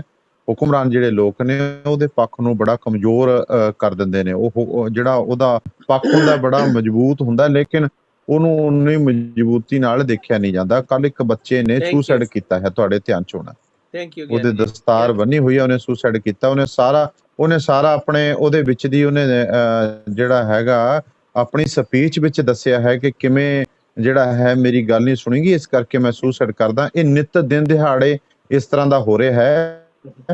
ਸੋ ਅਸੀਂ ਜਿਹੜੀ ਗੱਲ ਤੁਸੀਂ ਨੇ ਕਿਹਾ ਕਿ ਅਸੀਂ ਆਪਣੇ ਚਿਰਦੇ ਨੂੰ ਚੰਗਾ ਬਣਾਈਏ, ਆਪਣੀ ਸੋਚ ਨੂੰ ਚੰਗਾ ਬਣਾਈਏ, ਉਸ ਤਰ੍ਹਾਂ ਦੇ ਲੋਕ ਜਿਹੜੇ ਨੇ ਆਪਣੇ ਨਾਲ ਜੋੜ ਕੇ ਇੱਕ ਆਪਣੀ ਜਿਹੜੀ ਹੈ ਪਾਵਰ ਬਣਾਈਏ। ਚੰਗੇ ਲੋਕ ਅਸੀਂ ਜਿਹੜੇ ਲੋਕਤੰਤਰ 'ਚ ਚੁਣ ਕੇ ਭੇਜੀਏ, ਤਾਂ ਜਿਹੜਾ ਹੈ ਸਾਡਾ ਇਹ ਆਜ਼ਾਦੀ ਦਾ ਸੁਪਨਾ ਪੂਰਾ ਹੋ ਸਕਦਾ। ਤੁਸੀਂ ਗਿਆਨੀ ਧਰਮ ਸਿੰਘ, ਤੁਹਾਡਾ ਲਾਸਟ ਮੈਸੇਜ। ਹਾਂਜੀ, ਲਾਸਟ ਇਹੀ ਆ ਕਿ ਜਿਹਨੂੰ ਜਿੰਨੀ ਗੁਰਬਾਣੀ ਦੀ ਸਮਝ ਆ ਉਹਦੇ ਅਨੁਸਾਰ, ਗੁਰੂ ਦੀ ਮੱਤ ਦੇ ਅਨੁਸਾਰ ਜੀਵਨ ਜੀਵੇ ਤੇ ਕੋਈ ਝਗੜਾ ਹੀ ਨਹੀਂ ਆ ਕਿਤੇ ਵੀ।